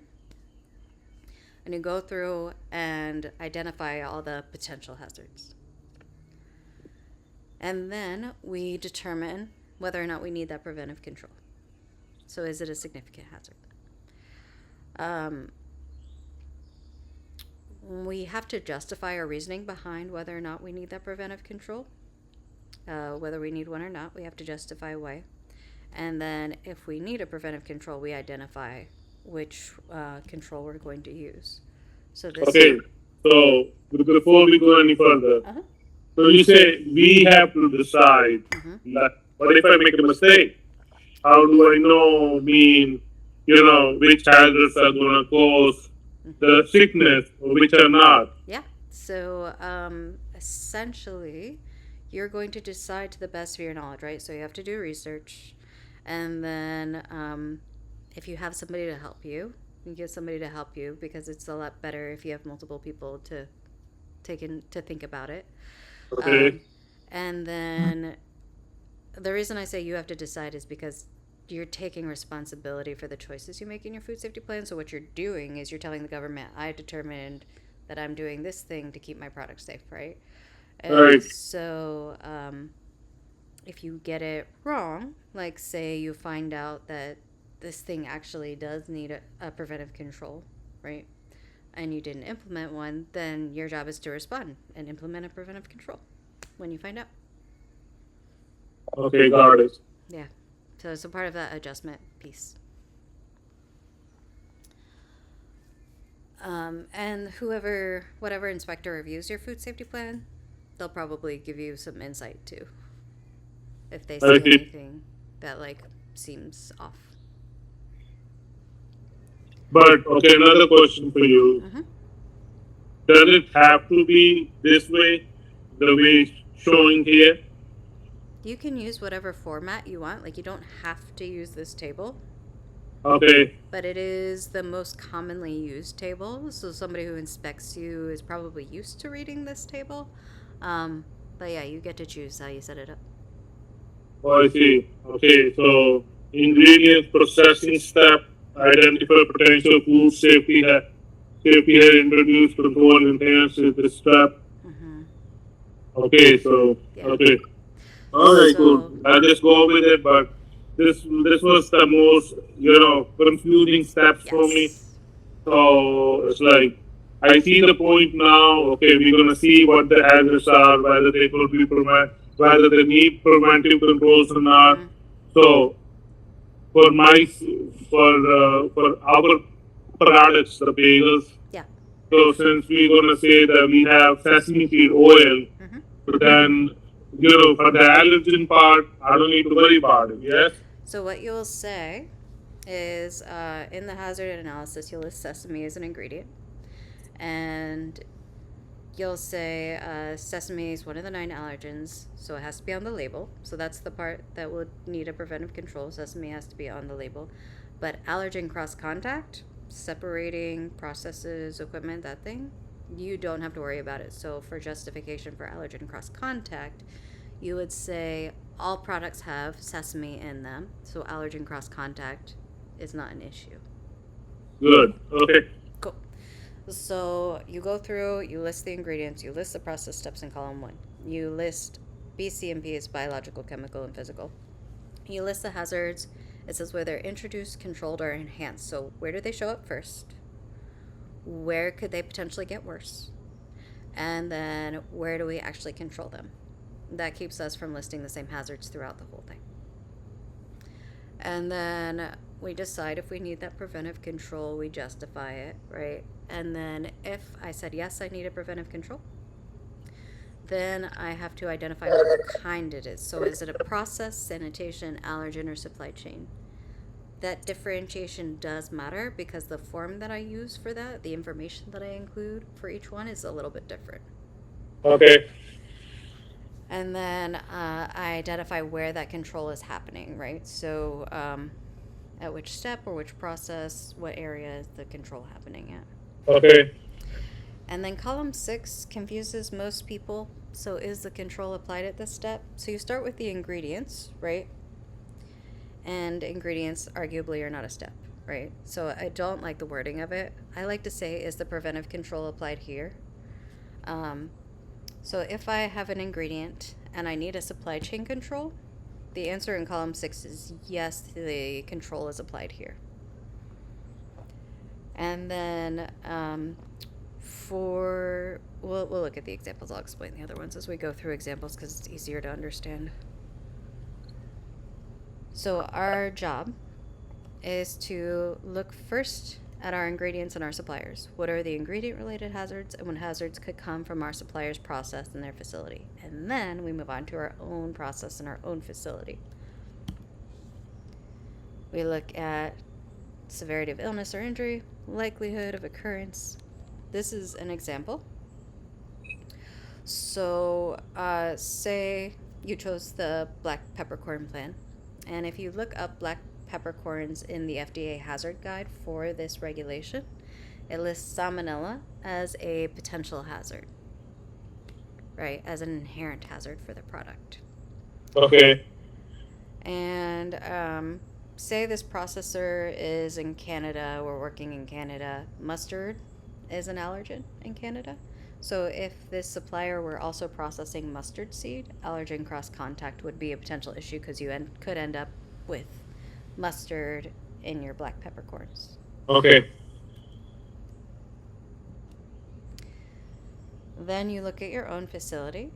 Say, you're packing in glass, then glass would be a potential hazard for your process. And then or your facility. And then metal and metal contact, we talk a lot about any machinery where metal is touching metal, then you're more likely to have those metal shards.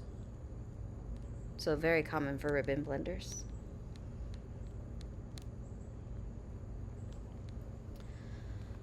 Okay. So we have to take a lot into consideration when we're looking at identifying our hazards. And a lot of it we talked about already, like what is the description of the product? What's it being used for, right? Is it ready to eat, ready to cook? How is it being distributed? We talked about your own knowledge from working in the facility for so long. Right. Once you get your systems in place, you might have like product testing results that you can track. Consumer complaints. So say you get the same complaint, for example, maybe 5 times for a single product. Then that would be a key time for you to go investigate, because that means it's more likely that it's going to be an actual issue rather than somebody trying to get free stuff. So you are required to investigate consumer complaints and to document it. Okay. All right. We talked about the ingredients and materials. What are you doing at each step during your processing? Your equipment. We talked about maintenance and inspection. the types of packaging. Is it reduced oxygen packaging, or is it packaging where your product's exposed to air? We talked about cleaning of employee hygiene and cleaning our facility and food contact surfaces. And then lastly, a lot of this is going to be information gathering from outside as well, right? We need scientifically backed information. So it could be peer-reviewed studies, studies done by universities. It could be information from the CDC or previous outbreaks for similar products. There might also be industry guidance. So I would imagine there's probably industry guidance. There's definitely industry guidance for bakeries. I don't know if they're specific for bagels, but there might be. So a lot of people find that it's quite useful to go to a trade organization and see what they have available for them in terms of resources. They might have likely hazards, they might have ways that they're controlled, they might even have critical limit guidance. So hugely helpful to look at your trade organization. Okay. A lot of companies are integrating AI into their systems. I wouldn't suggest utilizing AI heavily for building your food safety plan because it can get a lot of things wrong. So if you do choose to use it, just make sure you look at the resources where it's pulling information from, because you want to make sure it's not telling you the wrong thing. Right. Yeah. I don't even know how to use AI. You ask me, my son would know more. Yeah. To use the AI. I basically know how to do very basic stuff. So right now, you ask me AI, I wouldn't know anything about it.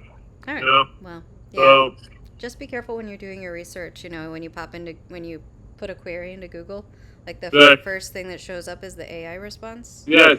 Yeah. So usually it'll have a link for the source. Click on the link to make sure that Okay. it's a good source.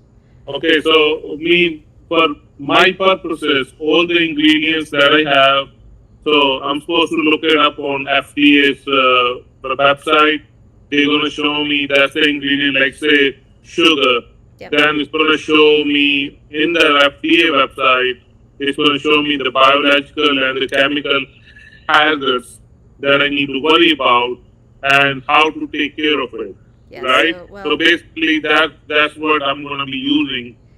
you for the majority of what you're looking for, you can find it in the FDA guidance, which is a giant PDF that you can get from the FDA website. Right. And then for managing them, the FDA also has guidance for that too, but it might not be in the same document. We would have to check that. It depends on what you're looking for. I see. So the FDA draft guidance for preventive controls for human food is a huge document. Like, this is a huge PDF that has lots of resources that you will be using, right? So chapter 2, it has step-by-step how to do your hazard analysis. Chapter 3 has a quick reference guide for common hazards for facilities. And then Appendix 1 is what you were talking about with the biological and the chemical hazards, where it has tables to list for the ingredients.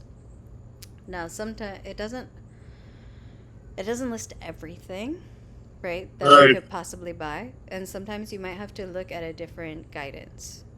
So it might be like a different regulation. So that would have a different guidance from the government. But you can you could just look up the product and look up food safety, and usually it'll come up with a draft guidance. I see. So these are the specific ones that fit into the guidance, and you can see bakery items group A. So you should be covered with this one for the most part.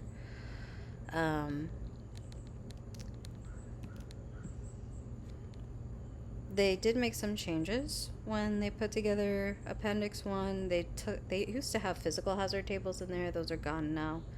And there may be certain tables that you have to go to other categories to look for that specific ingredient, right? Like, so flours in 2J, leavening is in 2C, shortening in 2L. So like the flour, we would look for it in 2J. The reason they focus so heavily on navigating it is because it's a genuinely huge document and sometimes it can be difficult. Right. I mean, it was very confusing.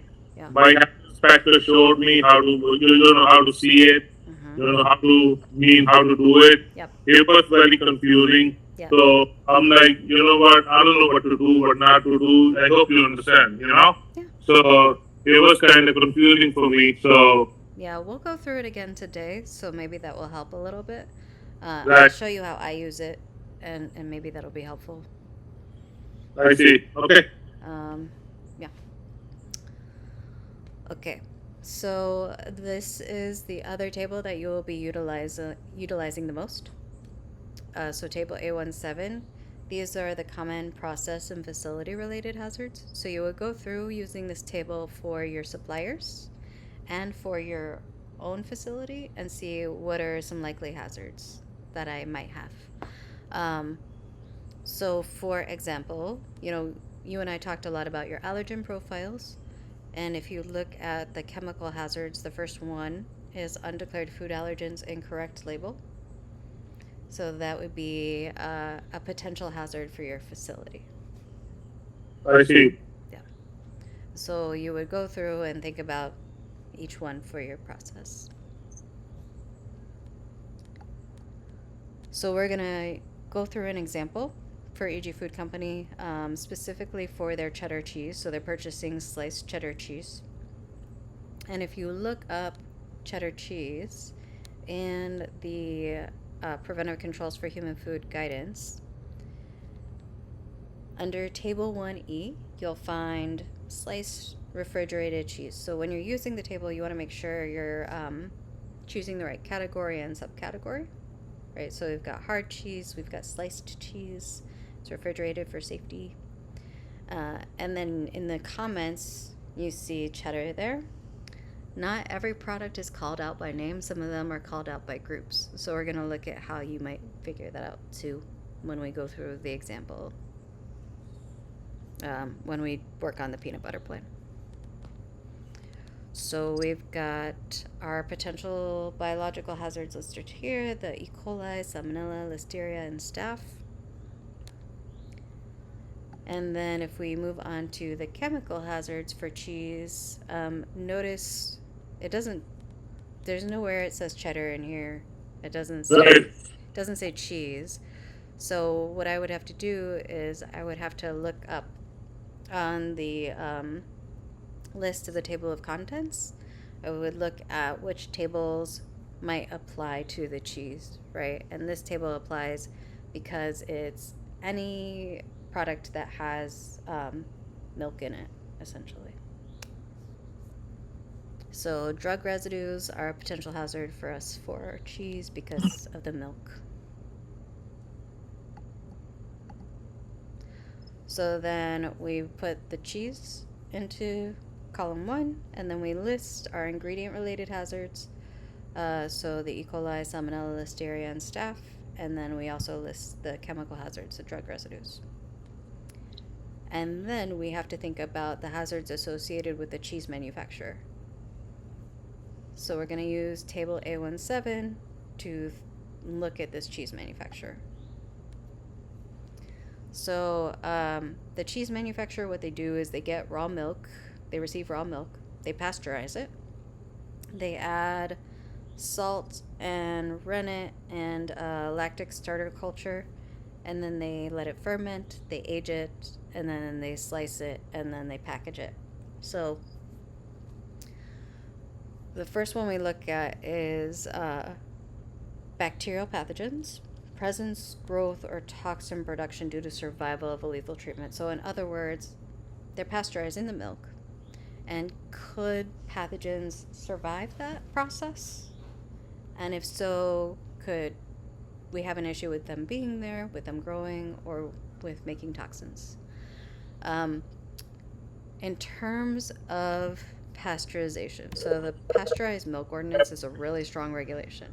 And equipment that is in compliance with the pasteurized milk ordinance is really unlikely to fail. So because that process is unlikely to fail, we're unlikely to see pathogens survive it. So it's not a potential hazard for them.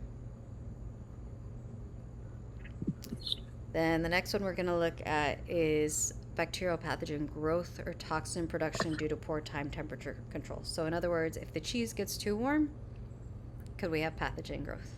And the answer is yes. Then the next one is about formulation control. So some products are formulated for safety. We talked about pH, we talked about water activity, preservatives. These are all instances where we're using formulation for controlling hazards. The cheese isn't formulated for safety, so that one is a no, because we can't mess up the formula. The cheese isn't in reduced oxygen packaging, so we don't have to worry about the next one. Then could we have pathogen presence due to ingredients added after process controls? In other words, we pasteurize the milk and then we are adding things, right? So we have to look at what we're adding. We're adding the rennet, the salt, and this lactic acid starter culture. Those ingredients aren't likely to harbor pathogens. Super stable. And so because of that, we're not potentially introducing any pathogens at that point. Okay, what about once the cheese is being made already and the temperature goes up and down? Yeah, so that's this one right here, the growth or toxin production due to poor time temperature control. Right, okay. I'm sorry, just it's a lot to take in. Yes, okay, Yeah, got you, it. you No, do no. not need to apologize at all. Yes. I know it's confusing and overwhelming. Yeah, so no worries at all. I'm happy for you to ask for clarification. Um, yeah. And if you ever need like a break for your brain to like just chill out for a minute, we can also take a break at any point for your brain. So you just Okay, cool. It's like yeah, yeah. okay, so this part right here, this sheet, the group exercise, but so so in my case, means so it's gonna show like presence of bacteria due to survival of lethal treatment. Yep. How would that? It would be no, right? So you could say no. The process is an exceptionally lethal process, so we're unlikely to see pathogen survival or presence, growth, or toxin production. Right. I mean the ingredients that are coming into the store, Mm-hmm. I mean they should be safe to use. Well, so their flour could have E. coli, so you do need to have some kind of kill step for the E. coli. Um, the other way that you could write this is like, yes, if the bake step were to fail, pathogens could survive, like the E. coli could survive. Um, Or and mean then you okay, just call your okay. So step I process preventive so, control. right, I understand. So we could say bacterial pathogens like E. coli. Yes, it could be there. It's going to need a step, I guess, to control it, and that would be me baking it at 500. Yep. Okay, and bacterial pathogen growth, oxygen due to pure time and temperature control. That's I wouldn't have to worry about that, right? no, that's not something you have to worry about. Right, and then growth of toxin production due to poor formulation control. How would that affect me? I mean, the thing is, Are you I using? You said you're not using a preservative, right? no, me not, no. So it's your product isn't formulated for safety, so you would say no. Yeah, I mean, I would say no, and then bacteria by growth toxin due to reduce oxygen for packaging. I would say no. You would say That no. right? Yep. And then fragrance due to ingredients added after process control. So you don't add anything to it after it gets baked, right? Right, no, we don't add anything. So, but we know. And then the next one, that's for hermetically sealed containers. You don't need to worry about that one. But we don't, we don't see it. And environmental pathogen present due to processing environment, that's going to come down to me having to test my, I guess, the back end of the store So with yeah, for the specific area, like after you bake it, right before it gets packaged, right, um, could any like at that point could like surfaces contaminate it or like food contact surfaces or surfaces adjacent to the right, surfaces that touch your product. And if that's a yes, then what we would do is we would say yes here, there's potential. And then we would say we have a ready to eat product. It's exposed to the environment after the kill step before packaging. And then you would say I have a sanitation control in place where I'm cleaning and sanitizing these specific areas, right? So you talked about a specific area of your store. right. So we clean and sanitize these specific areas to essentially get rid of those pathogens. Okay. Yeah.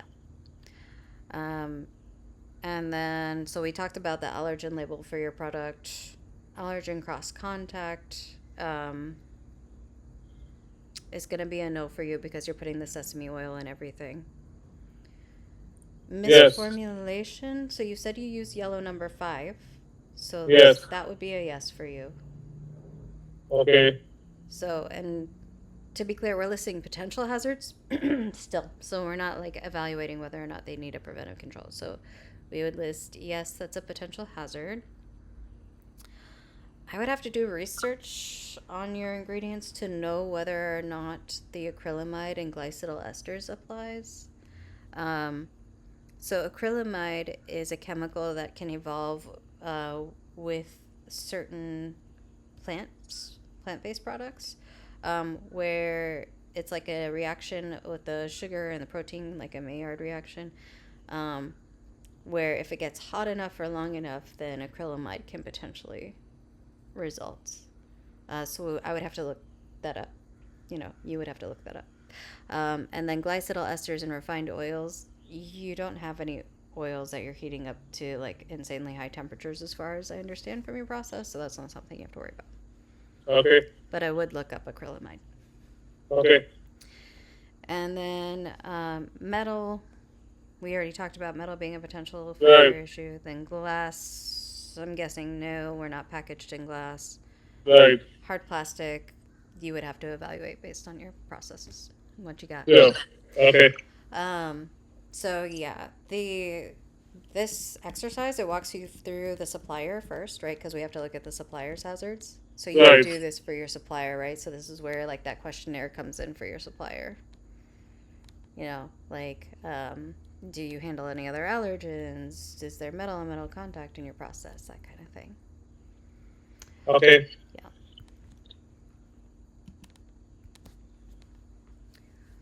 So the nice thing about this form is that it gives us the language that they want us to use. So I usually just copy and paste from this form into the hazard analysis table. I see. You can edit it, right? Like maybe I'm worried about growth but not toxin formation, so I just put bacterial growth, but I leave out the toxin formation part. Okay. You can see they did edit the second biological hazard, so they added the pathogen they were worried about, Listeria monocytogenes, because it's a wet product and Listeria is likely to grow well in wet products and in wet environments. So it's a very common environmental pathogen. There are a lot of recalls for it. Okay. For your facility, specifically for the bagels, it would be more likely to be salmonella because it's a dry product. Right.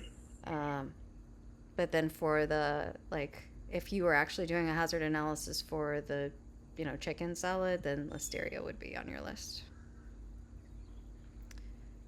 Then for the chemical hazard, we list the undeclared allergen and they added milk. So whenever we are listing like the undeclared allergen or the cross contact, we're going to name what allergen we're worried about, or allergens. In your case, there's multiples. And that's the case for most companies. And then, of course, we list metal.